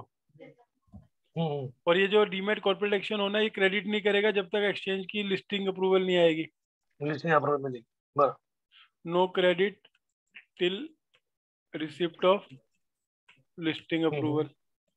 Listing approval, right. तो अभी पोस्ट की चेकलिस्ट में क्या क्या डॉक्यूमेंट देने पड़ेंगे? अब ये पोस्ट की है, अलॉटमेंट हो गई है। अब देखो क्या क्या चीजें हमारे पास अवेलेबल है। बोर्ड एडिशनल अलॉटमेंट का अवेलेबल रहेगा। यस।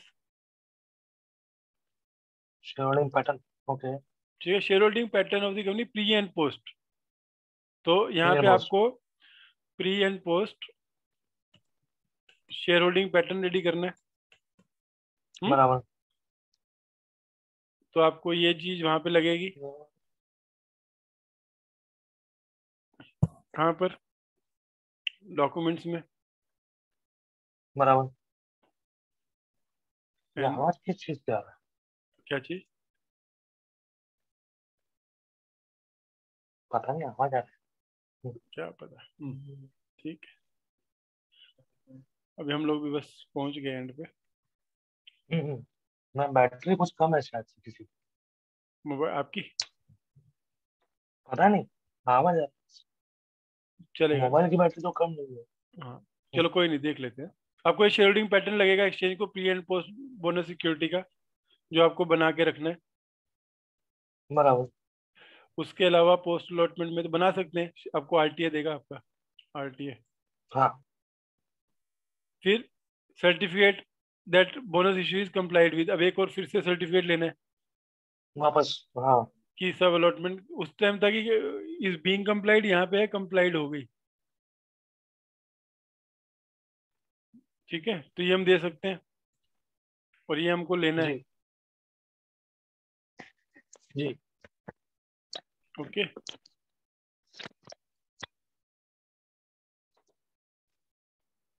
पी,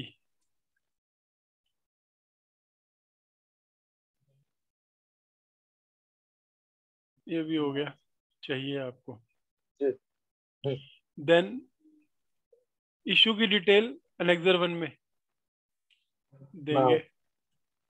अनेक्सर 1 में इशू की डिटेल, ये इशू की डिटेल है कि हम क्या इशू जी किए, ये name sugar of the detail है। इश्यूअर क्या है, टाइप ऑफ सिक्योरिटी, इक्विटी, हम लोग क्या बराबर। किए, इक्विटी इशू किए। तो इक्विटी को क्लिक करें, बोनस इशू को क्लिक करेंगे थर्ड में, बोनस। डिस्क्रिप्शन ऑफ द हाँ। इशू में। फोर्थ बराबर। में डेट ऑफ बोर्ड अप्रूवल कब है, डेट ऑफ शेयरहोल्डर अप्रूवल कब है और डेट ऑफ अलॉटमेंट कब है, 3 डेटें होंगी। अलॉटमेंट। एक पहली मीटिंग जहाँ पे ये प्रपोजल कंसीडर किया, फिर एक मीटिंग जहाँ शेयरहोल्डर ने अप्रूव किया और एक मीटिंग जहाँ पे हमने अलॉटमेंट की। फिर कितने शेयर अलॉटमेंट। इशू किए, फेस वैल्यू क्या है, पेड अप वैल्यू क्या है, इशू प्राइस सेम रहेगा, coupon rate not applicable, interest नहीं, रिडम्पशन नहीं, पुट कॉल नहीं, टर्म पुट कॉल नहीं, डेट ऑफ कन्वर्जन नहीं, टर्म कन्वर्जन नहीं, क्रेडिट रेटिंग नहीं, रेटिंग एजेंसी नहीं, आईएसआईएन कोड रहेगा अपना, लॉक इन नहीं, नंबर सिक्योरिटी इशूड इन बराबर। Demat only, consideration no consideration, listing fees अगर हमारी कम पड़ रही है तो डिफरेंस की लिस्टिंग फीस पे करनी है। बराबर। और उसमें एनेक्सर में ये सब date of allotment, security, issue price, distinctive range और सब देना है आपको, लॉक इन की डिटेल बराबर। देनी है। तो ये फॉर्म भर बराबर। के देना है आपको, राइट। तो ये दे सकते हैं, कंफर्मेशन में तो कोई इशू नहीं था इशू डिटेल में। नहीं नहीं। बराबर। उसके बाद कंफर्मेशन देनी है हमें एनेक्सर 2 में। क्या है annexure 2? Application for in principle of post allotment, NRI. ठीक है, वो प्री अलॉटमेंट थी, ये पोस्ट अलॉटमेंट है। कि अब पोस्ट यहाँ क्या अलॉटमेंट। कह रहे हैं कि हमने जो अगर एनआरआई को अलॉट किया है तो एनआरआई। आरबीआई की गाइडलाइंस फॉलो की है। अगर हमारे बराबर। एफसीडी पीसीडी पेंडिंग है तो हमने उसके लिए रिजर्व किया है, कोई पार्टली पेड शेयर नहीं है, रैंकिंग पैरी पास हुआ है, whole time director delisting regulation में वायलेट नहीं कर रहे, कंपनी ने डीएनआर डिटेल अपलोड कर दी है आरटीए ने, और जो शेयर होल्डिंग पैटर्न है इशू से पहले आप दो सबमिट करोगे with in the timeline online portal पे। तो आई थिंक इसमें ऐसा कुछ भी नहीं लिखा हुआ है जो हम नहीं कंप्लाई कर सकते या कुछ हटके है। बराबर। तो ये कंफर्मेशन सब रिपीट होंगे कई डॉक्यूमेंट, क्योंकि प्री और पोस्ट में अलग अलग एप्लीकेशन होती है, लेकिन कुछ डॉक्यूमेंट सेम बराबर। रहेंगे। फिर अगर आपने other than equity share like CCPS या कन्वर्टिबल डिवेंचर इशू किए हैं तो उनका नया आईएसएन होगा। तो वहाँ पे बराबर। आपने लेटर ऑफ अलॉटमेंट किया होगा तो उसकी कॉपी दो। अगर नॉर्मल इक्विटी कर रहे हो तो नॉट एप्लीकेबल हो गया। Not applicable. फिर स्टेटमेंट ऑफ टोटल एंटाइटलमेंट हमने जो इन प्रिंसिपल के टाइम पे बनाई थी सेम आपको अटैच करनी है कि किसको कितने मिल रहे हैं। बराबर।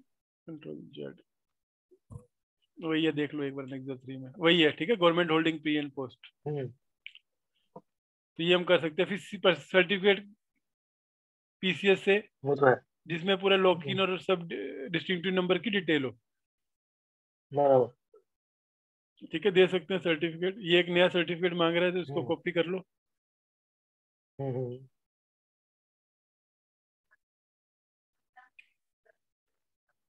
Okay.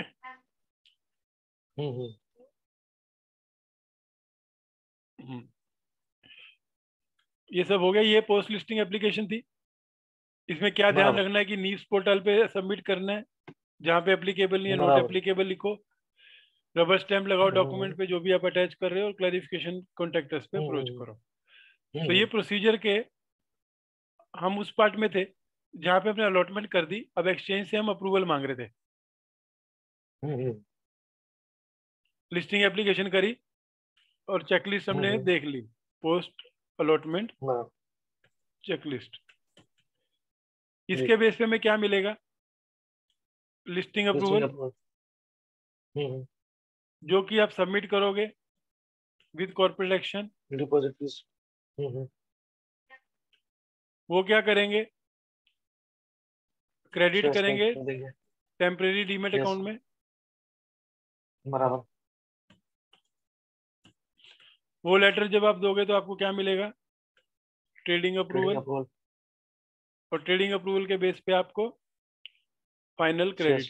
Credit to demat account of share holder. ये होता है, सेम प्रोसेस होता है क्या अभी?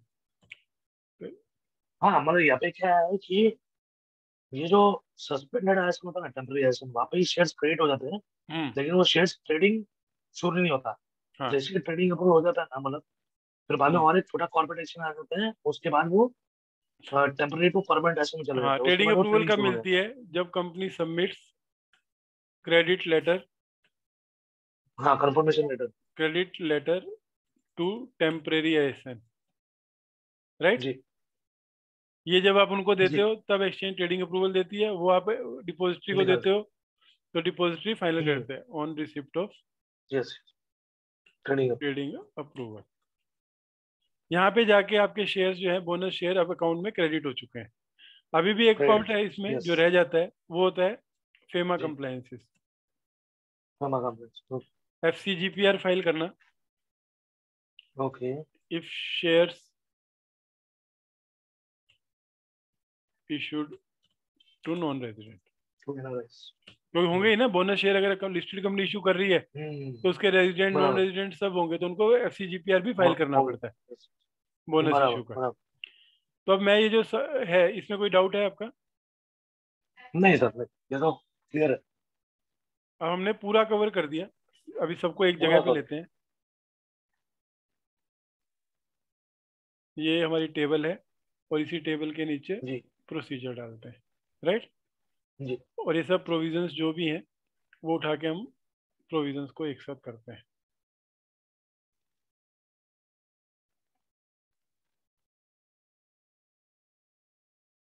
कहाँ गया कंट्रोल जेड। ये जितने भी प्रोसीजर है और ये एक साथ हो गया हमारा। ये प्रोविजन कट करो और ऊपर पेस्ट कर दो। ओके, तो अभी 3 टाइप के प्रोविजन देखे हमने। अब सिर्फ सम अप कर रहे हैं। जी सर। ये प्रोविजन है कंपनीज एक्ट के। यस। कंपनी, अबे क्या आ रहा, क्या स्पेलिंग गड़बड़ कर दी, कंपनीज एक्ट। तो कंपनीज एक्ट में आपने जी देखा कि रेगुलेशन सेक्शन 63 है। हम्म। जी। और उसका रूल है, रूल में सिर्फ एक ही चीज लिखी हुई थी। हम्म। तो कंपनीज एक्ट में सिर्फ इतना लग रहा है। फिर हम लोग हाँ। गए थे आईसीडीआर में। हम्म। तो यहाँ पे रूल 14 और सेक्शन 63 है कंपनीज एक्ट का। फिर आईसीडीआर में हम्म। चैप्टर है 11 बोनस इशू का, बराबर जिसमें रेगुलेशन है बराबर 293 से 295। 293 सेम कंडीशंस है, 294 बराबर रिस्ट्रिक्शंस थी बोनस इशू पे, बराबर। और 295 में क्या था,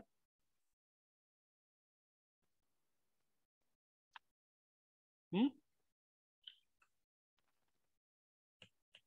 ये देखो 294 में रिस्ट्रिक्शंस थी, और 295 में था कि आपको 15 दिन या 30 एक कंप्लीशन। महीने में खत्म करना है। मगर तीन ही मोमेंट। चीजें थी।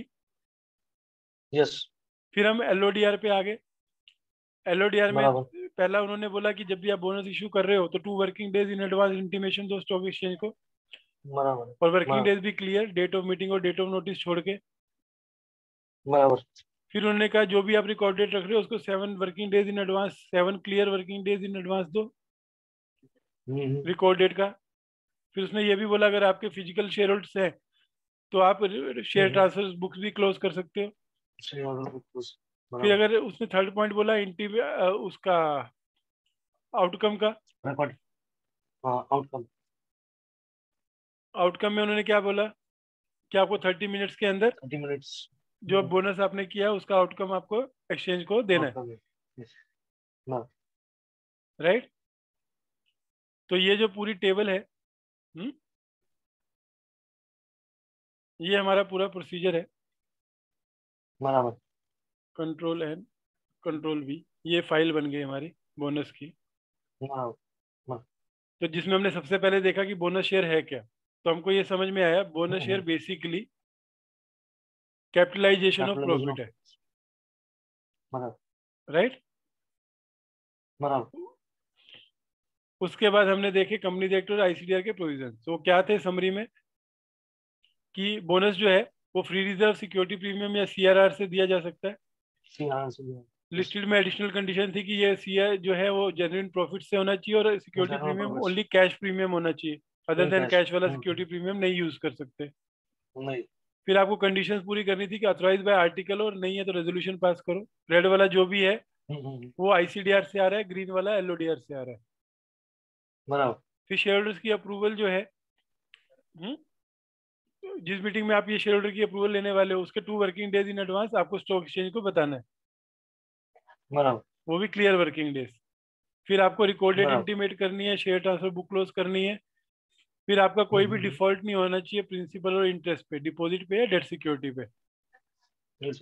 फिर कोई डिफॉल्ट नहीं होना चाहिए एम्प्लॉई स्टैट्यूटरी ड्यूज पे। Partly paid up share fully paid up हो जाने चाहिए। बोनस एक बार आपने अनाउंस किया तो विड्रॉ नहीं हो सकता। Promoter director fugitive economic offender नहीं हो सकते। तो सुपीरियर राइट के इक्विटी शेयर में आपको सेम प्रोपोर्शन पे बोनस शेयर देने हैं। फिर अगर आपकी एग्जिस्टिंग कन्वर्टिबल सिक्योरिटीज हैं तो उनके लिए आपको बोनस शेयर रिजर्व रखने हैं, डिविडेंड के अगेंस्ट में नहीं देना है। नहीं, जो ये शेयर्स इशू होंगे, हाँ जो भी ये शेयर्स इशू होंगे वो डिविडेंड के लिए एग्जिस्टिंग शेयर के साथ पैरी पैसू होंगे। कोई भी होल टाइम डायरेक्टर, ये एलओडीआर से आ रहा है ग्रीन वाला, और कंप्लायंस ऑफिसर या प्रमोटर या कंपनीज जो उन्होंने प्रमोट किए हैं वो डीलिस्टिंग के 34 रेगुलेशन के वायलेशन में नहीं होनी चाहिए। फिर हमको सर्टिफिकेट चाहिए 2 टाइप का, कि एक तो जो भी कंडीशंस है वो हम आईसीडीआर की फॉलो कर रहे हैं। फिर हमको एक टोटल बोनस एंटाइटलमेंट की एक शीट बनानी है एक्सचेंज के फॉर्मेट में, जो हमको एक्सचेंज को इन प्रिंसिपल और फाइनल अलॉटमेंट के लिए लगेगी। फिर एक्सचेंज को आपको pre and post share holding pattern submit करना है आफ्टर अलॉटमेंट। फिर आपको पीसीए से सर्टिफिकेट लेना है कि अब सब कंप्लाई हो चुकी है, पहले था कि हो रही है, अब हो चुकी है। फिर आपको उनसे ये भी सर्टिफिकेट लेना है कि जो हमने शेयर्स लॉट किए हैं उसके क्या डिटेल्स हैं, उनके डिस्टिंक्टिव नंबर रेंज क्या है, कितनी क्वांटिटी है और लॉक इन है कि नहीं। ये डॉक्यूमेंट होने के बाद अब प्रोसीजर क्या बन गया, ये प्रोसीजर हो गया। आप आर्टिकल चेक करो, एजेंडा बनाओ जिसमें प्रपोजल डालो। प्रपोजल डालने के लिए आप फाइनेंशियल्स चेक करो कि कितनी लिमिट है। 2 क्लियर वर्किंग डेज पहले बोर्ड मीटिंग का नोटिस दो एक्सचेंज को, बोर्ड मीटिंग होल्ड करो, 30 मिनट्स में अनाउंस करो एक्सचेंज को। फिर मीटिंग के बाद एमजीटी 14 फाइल करो इश्यू का। आउटकम 30 मिनट्स में देना है आपको कि हम बोनस अप्रूव कर रहे हैं, ईजीएम कन्वीन कर रहे हैं, रिकॉर्ड डेट दे रहे हैं। रिकॉर्ड डेट उस केस में आ रही है जहाँ पे बोर्ड ऑलरेडी ऑथराइज्ड है और 15 दिन में पूरा प्रोसेस खत्म करने वाला है। अदरवाइज जनरल मीटिंग के बाद की रिकॉर्ड डेट रहेगी। ठीक है। फिर आपको ईजीएम नोटिस बनाना है। प्री इंटीमेशन जो है आपको अखबार में छपवानी है। फिर नोटिस डिस्पैच करना है, कॉपी स्टॉक एक्सचेंज को देनी है, अपनी वेबसाइट पे चढ़ानी है। फिर आफ्टर डिस्पैच ऑफ नोटिस आपको एडवर्टाइजमेंट देनी है, वो एडवर्टाइजमेंट की कॉपी स्टॉक एक्सचेंज को देनी है। इन प्रिंसिपल अप्रूवल की एप्लीकेशन करनी है 1.5 लाख की फीस के साथ। उसकी चेकलिस्ट में जो डॉक्यूमेंट लगते हैं हमने देख लिए हैं। ईजीएम आ गई, रेजोल्यूशन की कॉपी दो, give copy of resolution passed, और रिसीव इन प्रिंसिपल लेटर। अब इन प्रिंसिपल आ गई है, बोर्ड मीटिंग बुलाओ, अलॉटमेंट कर दो। और क्योंकि आप इसी स्टेज पे आप जिसमें अथोराइज नहीं था तो आपको यहाँ पे एमजीटी 14 की रिक्वायरमेंट नहीं आ रही, क्योंकि आप दोनों इशू का रेजोल्यूशन पहले ही ले चुके हो। खाली शेयर होल्डर का ही आपको एमजीटी 14 फाइल करना है। फिर आपको कॉर्पोरेट एक्शन करना है, लेकिन वो तभी हो सकता है जब आपकी लिस्टिंग अप्रूवल आ चुकी हो।